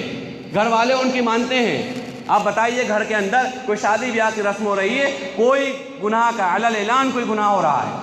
اب گھر کا بڑا ہے، گھر کا بوڑھا ہے، گھر کا بزرگ ہے، جس کی بغیر مرضی کے کچھ نہیں ہو سکتا، اس کی بات مانی جاتی ہے، اس کی بات کو تسلیم کیا جاتا ہے، وہ کہے بھائی یہ برا کام مت کرو ورنہ تمہارا جانو۔ اب مجھے بتائیے تمہارا جانو بولنا جملہ کہ ایمان والا جملہ ہے؟ بھائی یہاں تو یہ ہونا چاہیے تھا کہ یہ دیکھو دین سب سے زیادہ اہم ہے، اللہ اور اللہ کے نبی صلی اللہ علیہ وسلم کی ذات ہمارے سب سے زیادہ متبرک ہے، یہ دین ہے جس کی وجہ سے ہماری پہچان ہے۔ سیدنا فاروق اعظم رضی اللہ تعالیٰ عنہ بیان فرماتے ہیں کہ دین ہے، اسلام ہے جس نے ہمیں عزت دی، اس اسلام کے علاوہ کہیں اور عزت تلاش کریں گے ہم ذلیل ہوں گے۔ اللہ نے ذلت اور عزت کا تعلق اسلام سے رکھا ہے کہ اگر اسلام ہے زندگیوں میں تو انسان عزت کی بلندیوں پر پہنچے گا، اگر اسلام نہیں ہے تو انسان ذلیل و خوار ہوگا۔ قرآن کریم کے اندر اللہ رب العالمین نے صاف بیان فرما دیا کہ ایمان والے ہی کامیاب ہیں، ایمان والے ہی عزت والے ہیں، ایمان والے ہی سربلندی والے ہیں۔ منافق اور کافروں کو چاہے بات کتنی بھی ناگوار گزرے، لیکن یہ بات حق ہے اور سچ ہے کہ ایمان والے ہی سربلند اور ایمان والے ہی کامیاب و کامران ہیں۔ وہ یہ بات کہے کہ نہیں میرے ہوتے ہوئے یہ برا کام میرے گھر میں نہیں ہو سکتا۔ صرف یہ کہہ دینا کہ بھائی بچے نہیں مانتے، اگر واقعی وہ اس لیول پر ہے، اگر وہ شخص واقعی اس لیول پر ہے کہ بچے اس کے نہیں مانتے اور اس کے نہیں چلتی ہے، تو کم از کم اتنا وہ کر لے کہ بھائی وہ مجلس کے اندر شریک نہ ہو۔ لیکن یہ حکم سب کے لیے نہیں ہے، وہ گھر کا ذمہ دار ہے، پورے گھر کا ہولڈ اس بزرگ کے اوپر ہے، پورے خاندان کو لے کر وہ چل رہا ہے، اس کی بات مانی جاتی ہے، بچے اس کی بات مان رہے ہیں، بھتیجے اس کی بات مان رہے ہیں، گھر کی خواتین اس کی بات مان رہی ہیں، چھوٹے سے لے کے بڑے بچے اس کی بات مان رہے ہیں۔ لیکن اگر بزرگ کہیں کہ بھائی یہ کام مت کرو ورنہ تمہارا جانو، تو یہ دوغلاپن اور منافقت والا جملہ ہے۔ یہ اس لیے ہے کہ یہی بزرگ، یہی شخص کیا دنیا کے معاملے کے اندر یہ بات کریں گے؟ جب بات دنیا کی آ جائے گی تو کیا کہیں گے؟ ہاں تمہارا جان لو، وہاں تو بالجبر وہ اپنی بات منوائیں گے، بالجبر نہیں، میری بات ماننا پڑے گی ورنہ گھر کا دروازہ کھلا باہر نکل جاؤ اس گھر سے، تمہیں میری بات ماننا پڑے گی۔ لیکن دین کا مسئلہ جب آ جاتا ہے تو ہم اتنا ہلکا جملہ کہہ کر کہ بھائی بچے نہیں مانتے ہیں، بچوں نے سارے کام کرے ہیں۔ اور ایک بڑی معذرت کے ساتھ میں بات عرض کر رہا ہوں کہ ہمارے شادی بیاہ کی جو رسمیں ہوتی ہیں نا، دو طرح کی رسمیں ہوتی ہیں، ایک پرانے خیالات والی رسمیں ہوتی ہیں اور نئے خیالات والی۔ پرانے خیالات کی رسمیں کرنے میں نوجوان کہہ جاتے ہیں ابا اماں نہیں مانے، ابا اماں چوڑی کے پیسے دینا مثلاً، یہ کئی ساری چیزیں ہیں، ابا اماں نہیں مانگے، منگنی ہے بولا ابا اماں نہیں مانے۔ اور جو نئی طرح کی رسمیں ہیں نا، ویڈیوگرافی ہے، دلہا دلہن کو ایک ساتھ بٹھانا ہے، نکاح کی مجلس کو ایک ساتھ شریک کر، تو اس میں بڑے بوڑھے بول دے رہے بچے نہیں مانے، مطلب گناہ کے اندر اللہ حفاظت فرمائے بڑے چھوٹے سب شریک جرم ہیں، ہر انسان قصوروار ہے، ہر انسان مجرم ہے۔ پرانے خیالات کی رسمیں چلی آ رہی ہیں تو بچوں کو اچھی نہیں لگتی ہیں، وہ ارے بولے یہ تو نہیں ہونا چاہیے، لیکن کیا کریں ابا اماں نہیں مانے۔ اور نئے خیالات کی رسمیں جو ہے نا بڑوں کو اچھی نہیں لگتی ہیں تو بڑوں بول دیتے ہیں بچے نہیں مانے۔ حالانکہ دین ہمارے اچھا لگنے برا لگنے کا نام نہیں ہے۔ اگر دین میں اچھا لگنا برا لگنے کا مسئلہ ہوتا تو کوئی انسان سردی کے موسم کے اندر کڑاکے کی سردی پڑ رہی ہو، رضائی اور کمبل کو چھوڑ کر نماز کے لیے نہیں آتا۔ دین کے اندر اچھا لگنا برا لگنے کا مسئلہ نہیں ہے، دین تو اللہ کی بات ہے، دین تو اللہ کے رسول کی بات ہے۔ اگر وہ بات ہمیں اچھی لگے تب بھی ماننا ہے، اچھی نہیں لگے تب بھی ماننا ہے۔ جو کہا جاتا ہے لا اکراہ فی الدین، دین میں کوئی زبردستی نہیں ہے، یہ جملہ آدھی ادھوری بات ہے، یہ جملہ دین کی غلط ترجمانی ہے۔ اس جملے سے جو مطلب بیان کیا جاتا ہے مطلب غلط ہے۔ تمام مفسرین لکھتے ہوئے آئے اس کا تعلق غیر مسلموں سے ہے۔ لا اکراہ فی الدین کا تعلق غیر مسلموں سے ہے کہ بھائی دین میں کوئی زبردستی نہیں ہے، یہ ہمارا اسلام ہے، یہ خوبصورت مذہب ہے، یہ اس میں صلاحیتیں ہیں، یہ انسانیت والا درس دیتا ہے، یہ امن پسند مذہب ہے، آؤ اس کے اندر آ جاؤ، سلامتی میں آ جاؤ گے، عدل و انصاف والے مسئلے میں آ جاؤ گے، لیکن نہیں مانتے، کوئی بات نہیں۔ لا اکراہ فی الدین، دین میں کوئی زبردستی نہیں ہے، لیکن جب دین مان لیا، دین قبول کر لیا، اب زبردستی ہے، اب زبردستی ہے۔ کوئی یہ سوچے کہ صاحب کوئی فجر کی نماز کے اندر اس کو اٹھا رہا ہو، بھائی میں تو پڑھوں، یعنی کوئی زبردستی تھوڑی ہے دین میں۔ اگر باپ ہے اولاد کو اٹھانا اس کی ذمہ داری ہے، اگر اولاد اس لیول کی ہے، نابالغ ہے، چھوٹی ہے، سختی کر سکتا ہے، سختی کر کے اٹھانا ضروری ہے۔ اسی طرح سے سارے معاملات کو قیاس کرتے ہوئے چلے جائیں کہ دین کے اندر زبردستی تب ہے کہ جب دین کو قبول کر لیا، ساری باتیں سوچ سمجھ کر جب دین کو مانا ہے، تو پھر اس کے بعد دین کی بات چاہے اچھی لگے چاہے نہ لگے، اس بات کو ماننا ہے، اس بات کے اوپر عمل کرنا ہے اور اس بات کو زندگیوں میں اتارنا ہے۔ اور یہ بات تب ہوگی جب ہم دین کو اہمیت دینے والے بنے، اور یہ بات تب ہوگی جب دین سے محبت کرنے والے بنے، ورنہ شادی کی خوشی بھی تھوڑے وقت کی رہتی ہے، موت کا غم بھی تھوڑے وقت کا رہتا ہے۔ اسی لیے کسی کہنے والے نے بڑی اچھی بات کہی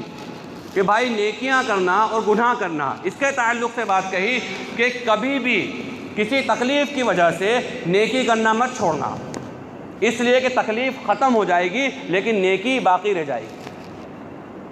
تکلیف وقتی ہے، ختم ہو گئی، لیکن نیکی باقی ہے، قیامت تک رہے گی۔ اور اگر ایسی نیکی کر دی جو صدقہ جاریہ بن گئی تو قبر کے اندر بھی تمہیں ٹھنڈک ملتی رہے گی۔ اور کوئی بھی گناہ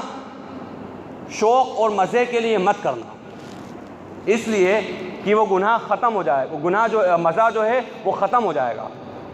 جو گناہ کے اندر لذت تھی تھوڑے وقت کی وہ ختم ہو جائے گی، لیکن وہ گناہ باقی رہے گا، اور ایسا باقی رہے گا کہ اگر کوئی گناہ ایسا چلا دیا، رائج کر دیا، تو قبر کے اندر بھی اس کی آگ اور اس کی گرمی پہنچتی رہے گی۔ تو لہذا دین سے محبت اور ایمان سے محبت، یہ تمام تر چیزوں کا تعلق تب ہے کہ جب ہم دین کو بھی وقت دیں، ہم ایمان کو بھی وقت دیں، اور ہم اپنی زندگی کے اندر اپنے اعتبار سے اسلام کو کسی نہ کسی اعتبار سے وقت دیں۔ آج دنیا کے اندر ایک چھوٹی سی ماچس بھی اگر انسان کو لینا ہے نا، چھوٹی سی ماچس بھی، تو جان مال وقت انسان لگاتا ہے۔ چھوٹی سی ماچس لینے کے لیے جان بھی لگا رہا ہے، مال بھی لگا ہے، وقت بھی لگا رہا ہے، لیکن دین کا معاملہ یہ ہو گیا کہ اللہ ہماری حفاظت فرمائے، صبح اٹھنے سے لے کے رات کو سونے تک ہماری زبانوں میں یہ کلمے نہیں پہنچتے ہیں کہ اللہ سے ہوتا ہے۔ اب یہ انسان جب بازار جائے گا اور بازار میں اس کو ایسے آفر ملیں گے، پروپوزل ملیں گے کہ بھائی آپ سود لے لو اپنے بزنس کو بڑھا لو، لون لے لو اپنے بزنس کو بڑھا لو، گناہ کے راستے ملیں گے، کئی سارے بد نظری کے مواقع ملیں گے، کئی ساری چیزیں ملیں گی، لیکن اس نے اللہ کی وحدانیت کو نہیں بولا۔ صبح اٹھتے کے ساتھ ہی بازار چلے گیا۔ اللہ کے نبی صلی اللہ علیہ وسلم کی حدیث ہے کہ جو انسان صبح اٹھتے کے ساتھ مسجد جاتا ہے اس کے ہاتھ میں ایمان کا اور اسلام کا جھنڈا ہوتا ہے، اور جو انسان صبح اٹھتے کے ساتھ بازار جاتا ہے اس کے ہاتھ میں شیطان کا جھنڈا ہوتا ہے۔ اب یہ مسجد گیا، مسجد سے آیا، مسجد سے جانے کے بعد یہ بازار گیا، اسی طرح وہ پوری زندگی اپنا اس کا شیڈول رہا۔ مجھے ایک بات بتائیے، بات تلخ ہے، برا لگے تو معافی چاہتا ہوں، مسجد کے اندر فجر کی نماز پڑھی، نماز پڑھ کے واپس آ گئے، اللہ کی بات کہاں سنی؟ اللہ سے ہوتا ہے، اللہ کے نبی صلی اللہ علیہ وسلم کے طریقے میں کامیابی ہے، ہم نے اس کو کہاں سنا؟ ہم نے تعلیم کے اندر بیٹھنے کو سمجھ لیا کہ کسی خاص گروہ کا کام ہے، مشورے میں امت کی فکر کے لیے بیٹھنے کو ہم نے سمجھ لیا کہ کسی خاص لوگوں کے کرنے کا کام ہے، ہم نے تو یہ سمجھ لیا کہ مخصوص لوگوں کے کرنے کا وہ کام ہے۔ ہم نے اپنی زندگی کے اعتبار سے اس میں کیا رول ادا کیا؟ ہم نے نماز بھی پڑھی، الحمدللہ، اللہ کا جھنڈا بھی ہم نے ہاتھ میں لے لیا، لیکن جب بازار گئے اور اللہ کی وحدانیت کی آواز ہمارے کانوں میں نہیں پڑی تھی، صبح اٹھتے کے ساتھ ہی وہی مادیات، وہی مادیات، وہی دنیا، وہی دنیا، وہی دنیا سے ہوتا ہے، دنیا سے ہوتا ہے، دنیا سے ہوتا ہے، دنیا سے ہوتا ہے، اور غیر نبی کے طریقے میں کامیابی، غیر نبی کے طریقے میں کامیابی ہمارے کانوں میں پڑا، یہ بات ہمارے کانوں میں پڑھی اور ہم نے اسی کے اوپر عمل کر لیا۔ لیکن جب مسجد میں بیٹھ کر اللہ کی وحدانیت کو سن کر گئے، اللہ کے نبی صلی اللہ علیہ وسلم کے طریقے میں کامیابی ہے اس بات کو کہہ کر اور سن کر گئے، تو اللہ کی ذات سے امید ہے کہ اللہ ہمیں استقامت عطا فرمائے۔ اس لیے کہ آج اس وقت سب سے بڑا مسئلہ دین پر استقامت کا ہے۔ اللہ کے نبی صلی اللہ علیہ وسلم نے ایک موقع پر ایک صحابی رضی اللہ عنہ نے عرض کیا کہ اللہ کے نبی صلی اللہ علیہ وسلم مجھے کوئی چھوٹی سی نصیحت کر دیجئے، چھوٹی سی وصیت کر دیجئے جس کے اوپر میں زندگی بھر عمل کروں۔ تو فرمایا قل آمنت باللہ فاستقم، کہو میں ایمان لایا اللہ پر اور اس کے بعد اس پہ جم جاؤ۔ اللہ پر ایمان لائے اور اللہ پہ ایمان لانے کا دعویٰ کرا اور اس کے بعد اس ایمان کے اوپر جم گئے، اللہ تبارک و تعالیٰ دنیاوی زندگی کے اندر بھی اور اللہ تبارک و تعالیٰ اخروی زندگی کے اندر بھی خوب کامیاب اور خوب کامرانی عطا فرمائے گا۔ یہ اللہ کا وعدہ ہے۔ اللہ والوں کی زندگیوں کے اندر پروردگار نے سکون عطا کیا ہے، اطمینان ان کی زندگیوں کے اندر ہے، اس لیے کہ پورے کی پوری زندگی اللہ کی اطاعت پر گزر گئیں، اللہ کے فرما برداری پر گزر گئیں، اللہ والے کام کرنے کے اندر گزر گئیں۔ لہذا یہ ہماری ذمہ داری ہے کہ ہم اللہ رب العالمین سے دعائیں بھی کرتے رہیں اور اللہ تبارک و تعالیٰ سے وہ دعا خاص طور پر مانگتے رہیں۔ اللہ کے نبی صلی اللہ علیہ وسلم کے مسنون دعاؤں میں سے ایک دعا بڑی اہم ہے، امام صاحب ہر نماز میں مانگتے ہوں گے، اللہم ارنا الحق حقا وارزقنا اتباعہ وارنا الباطل باطلا وارزقنا اجتنابہ۔ اے اللہ تو مجھے حق عطا فرما، حق دکھلا دے، اے اللہ تو مجھے بتلا دے کہ حق کیا ہے اور اس حق کی اتباع کی توفیق عطا فرما، اور اے اللہ مجھ کو باطل بھی بتا دے اور اس باطل سے بچنے کی مجھ کو توفیق عطا فرما۔ اس لیے کئی بار انسان کو حق اور باطل پتہ بھی نہیں چلتا ہے کہ حق کیا ہے باطل کیا ہے۔ شیطان نے ایسا گڈ مڈ کرا، دجال کے حواریین دجل ایسا عام ہو گیا کہ انسان کو پتہ بھی نہیں چلتا کہ حق کیا ہے اور باطل کیا ہے۔ تو اللہ تبارک و تعالیٰ سے دعا مانگنا اور اس کے ساتھ یہ بہت اہم دعا اور یہ دعا تو پروردگار ہماری بہت زیادہ ضرورت ہے، اس لیے کہ ہم سب الحمدللہ ثم الحمدللہ مسلمان ہیں، ہم لا الہ الا اللہ محمد رسول اللہ کے دعوے دار ہیں، ہم اللہ کی وحدانیت کو ماننے والے ہیں۔ کہ یہ دعا کہ ربنا لا تزغ قلوبنا بعد اذ ہدیتنا وہب لنا من لدنک رحمہ انک انت الوہاب، اے پروردگار ہمارے دل کو ہدایت دے دینے کے بعد گمراہ مت کرنا۔ انسان کے لیے بہت زیادہ افسوس کی بات، بہت زیادہ شرمندگی اور ندامت کی بات ہے کہ کوئی انسان ہدایت یافتہ رہا، زندگی بھر ہدایت یافتہ رہا، مسلمان رہا، لیکن ایسے حالات آ گئے، ایسے معاملات آ گئے کہ انسان نے اسلام کو چھوڑ دیا، یا انسان نے اسلامی احکامات کو چھوڑ دیا، یا انسان نے اسلامی معاملات کو ترک کر دیا۔ تو یہ دعا بھی ضرور مانگتے رہنا چاہیے کہ ربنا لا تزغ قلوبنا بعد اذ ہدیتنا، اے ہمارے پروردگار ہمارے دل کو ہدایت دے دینے کے بعد گمراہ مت کرنا۔ اے اللہ تو اپنے پاس سے ہمیں رحمت عطا فرمانا، اپنے پاس سے رحمت والا معاملہ ہمارے ساتھ کرنا۔ یہ ساری چیزیں، ایمان والے کی ریاضتیں، ایمان والے کی محنتیں، ایمان والے کی دعائیں، یہ تمام کے تمام چیزیں جب ہوتی رہیں گی تو پھر اللہ کی ذات سے امید ہے، قوی امید اللہ کی ذات سے، کہ پھر ایمان کی محبت دلوں میں آئے گی اور پھر ایمان کی عظمت دلوں میں آئے گی اور پھر ایمان کی وقعت دلوں میں آئے گی۔ اس لیے کہ ایمان جو ہے اتنا آسان نہیں ہے کہ وہ سوچے کہ رائی کے دانے کے برابر ایمان بچا لیا اور ڈائریکٹ جنت چلے جائے۔ شاید میں نے یہاں بھی کبھی بات اس حدیث کی تشریح بیان کری تھی کہ ہمارے ساتھی بھی عام طور پہ ایک جملہ کہہ دیتے ہیں بے راہ روی کے اندر، جب ہم تعارفی بات شروع کرتے ہیں یا عمومی بات شروع کرتے ہیں، نہیں کہنا چاہیے، اس سے بچنا چاہیے، اگر کہیں تو پورا جملہ کہیں۔ وہ جملہ یہ ہے کہ ہم عام طور پہ بات کہہ دیتے ہیں بھائی جس کے دل میں رائی کے دانے کے برابر بھی ایمان ہوگا، اللہ تبارک و تعالیٰ اس کو دنیا سے 10 گنا بڑی جنت عطا فرمائے گا۔ یہ جو جملہ ہے نا، یہ ایک حدیث کا ٹکڑا ہے، پوری حدیث نہیں ہے، اور اس حدیث سے صرف اس حدیث کو سامنے رکھنے سے یہ غلط فہمی پیدا ہو رہی ہے کہ ہمارے پاس تو بہرحال اتنا ایمان تو ہے۔ ایک عام طور پہ حالانکہ مفتی شفیع صاحب رحمۃ اللہ علیہ فرماتے ہیں کہ جو ایمان جو اللہ تبارک و تعالیٰ نے فرمایا کہ مقبول ہے، وہ ایمان یا تو صحابہ کرام والا ایمان ہے، یا صحابہ کرام کے نقش قدم پر چل کر جو ایمان کی محنت کری جائے اور وہ ایمان بنے، یا تو صحابہ کرام جیسا ایمان بنے یا صحابہ کرام جیسے ایمان کو معیار حق بنا کر محنت کری جائے۔ یہ دو ایمان قابل قبول ہیں، یعنی اللہ تبارک و تعالیٰ کے یہاں پہ ڈائریکٹ جنت میں جانے کے لیے۔ تو یہ جملہ ایک حدیث کا ٹکڑا ہے، اس حدیث کے ٹکڑے سے صرف یہ ٹکڑا بیان کرنے سے غلط فہمی پیدا یہ ہوتی ہے کہ بھائی ڈائریکٹ انسان جو ہے ایک اگر رائی کے دانے کے برابر اگر اس کے بعد ایمان ہے تو شاید وہ ڈائریکٹ جنت میں چلے جائے گا۔ حالانکہ یہ حدیث مکمل نہیں ہے، بلکہ مکمل حدیث یہ ہے کہ وہ شخص جو کل قیامت کے دن سب سے آخری میں دوزخ سے نکالا جائے گا، سب سے آخری میں دوزخ سے نکالا جائے گا یہ وہ شخص ہوگا جس کے دل میں رائی کے دانے کے برابر ایمان ہوگا۔ اس کا مطلب ہے کہ صرف اگر رائی کے دانے کے برابر ہے، صرف رائی کے دانے کے برابر اس سے کام نہیں چلے گا۔ انسان ڈائریکٹ جنت جانا چاہتا ہے، بلکہ قبر سے انسان قبر سے جو ہے جنت کی خوشبوؤں کو، جنت کی ہواؤں کو، جنت کی کھڑکیوں کو کھلنا چاہتا ہے۔ انسان چاہتا ہے کہ اللہ عذاب قبر سے ہماری حفاظت فرما، یا اللہ عذاب قبر سے ہماری حفاظت فرما، عذاب قبر سے اللہ ہماری حفاظت فرما، سوالات و جوابات جو منکر نکیر کے پروردگار اس میں آسانی کا معاملہ فرما۔ یہ تمام دعائیں انسان مانگتا ہے، تو جہنم میں جانے کے لیے نہیں مانگتا ہے، بلکہ وہ اس لیے مانگتا ہے کہ ڈائریکٹ مجھ کو جنت میں جانا ہے، قبر ہی سے مجھ کو نظر آنے لگ جائے کہ جنت ہے، قبر ہی سے مجھ کو نظر آنے لگ جائے کہ میں جنتی ہوں۔ تو انسان کو ڈائریکٹ اگر جنت میں جانا ہے تو اس کے لیے صرف رائی کے دانے کے برابر ایمان سے کام نہیں ہوگا، بلکہ اس کے لیے محنتیں کرنا پڑیں گی۔ خوب بڑا ایمان، مضبوط ایمان جو ہمیں ہمارے تنہائیوں کے اندر اللہ کی یاد دلا دے، وہ ایمان جو ہمیں تنہائیوں میں اس موبائل کے ذریعے گناہوں سے بچا لے، تنہائیوں کے اندر بند کمرے کے اندر ہمیں پروردگار کے سامنے جھکا دے، تنہائیوں کے اندر اللہ کی عبادت کرنے والا بنا دے، تنہائیوں کے اندر اللہ کے فرما برداری کرنے والا ایمان اگر وہ ایمان ہمارا ہو جائے، اس کے لیے بہت بڑے ایمان کی ضرورت ہے۔ ہاں یہ ضرور ہے کہ رائے کے دانے کے برابر والا بھی جنت میں ضرور جائے گا، لیکن سب سے آخری میں جہنم سے نکالا جائے گا، یعنی پہلے جہنم ہوگی، پہلے عذاب قبر ہوگا،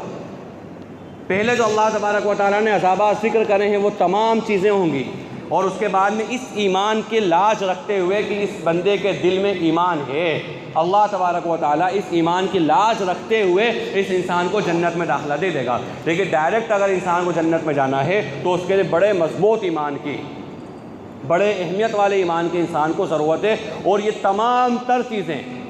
چاہے ایمان سے محبت ہو، اسلام سے محبت ہو، ایمان کی عظمت ہو، اسلام کی عظمت ہو، یہ تمام چیزیں تبھی آئیں گی جب انسان ایمان کی اہمیت کے لیے اپنے جان کو، مال کو، وقت کو ایمان کی محنت کے لیے لگائے، اللہ کی رضا والے کاموں میں لگائے۔ اور جب کبھی حضرت مولانا اشرف علی تھانوی رحمۃ اللہ علیہ نے ایک اصول بیان فرمایا، بہت موٹا سا اصول ہے، کہ جب بھی کوئی کام انسان کر رہا ہے، کوئی سا بھی کام اگر کر رہا ہے تو دیکھ لے اللہ کے حکم کے مطابق کر رہا ہوں یا اللہ کی مرضی کے خلاف کر رہا ہوں۔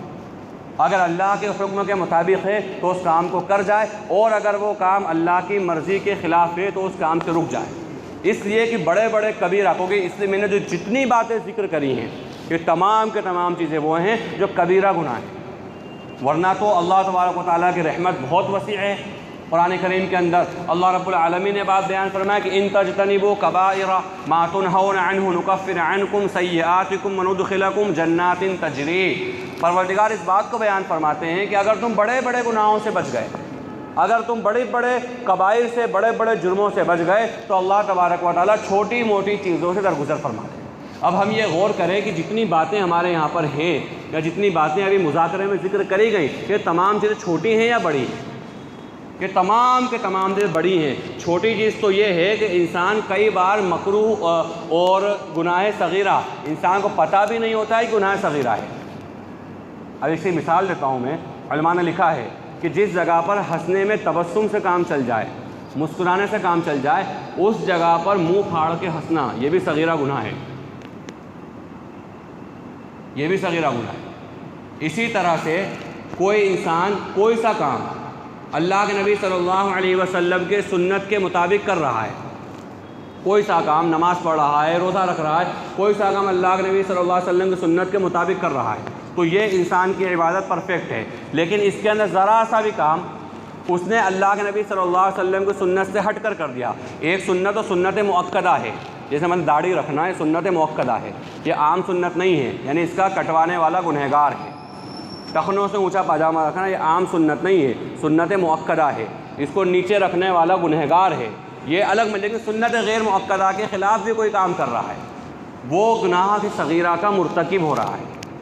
وہ گناہ صغیرہ ہے۔ اب ہم غور کریں کہ ہماری زندگیوں کے اندر صغیرہ اور کبیرہ کتنے سارے گناہ ہیں، اور کتنے سارے گناہوں کا بوجھ لے کر ہم زندگی گزار رہے ہیں۔ تو صغیرہ گناہ تو اللہ رب العالمین نے بہت عام کر رکھا ہے کہ معاف فرما دے گا، اللہ رب العالمین نے بہت وعدہ کر رکھا ہے، وضو کے ذریعے صغیرہ گناہ معاف ہو جائیں گے، عاشورہ کے روزے کے ذریعے صغیرہ گناہ معاف ہو جائیں گے، عرفہ کے روزے کے ذریعے معاف ہو جائیں گے، عبادتوں میں خشوع و خضوع کے ذریعے معاف ہو جائیں گے۔ لیکن یہ بڑے گناہ، کبیرہ گناہ، یہ گناہ جو بڑے گناہ، مثلاً جو کچھ گناہ ذکر کیے گئے کہ انسان جو ہے بے حیائی والے کام کر رہا ہے، بے حیائی بے شرمی والے کام کر رہا ہے، اسی طرح جوا ہے، سٹا ہے، غیبت ہے، جھوٹ ہے، بد نظری ہے، خیانت ہے، سودی لین دین ہے، ظلم و ستم ہے، یہ سارے کبیرہ گناہ ہیں۔ اور ان میں سے اللہ ہماری حفاظت فرمائے، بہت سارے گناہ تو ایسے ہیں جن کا تعلق بندوں سے ہے،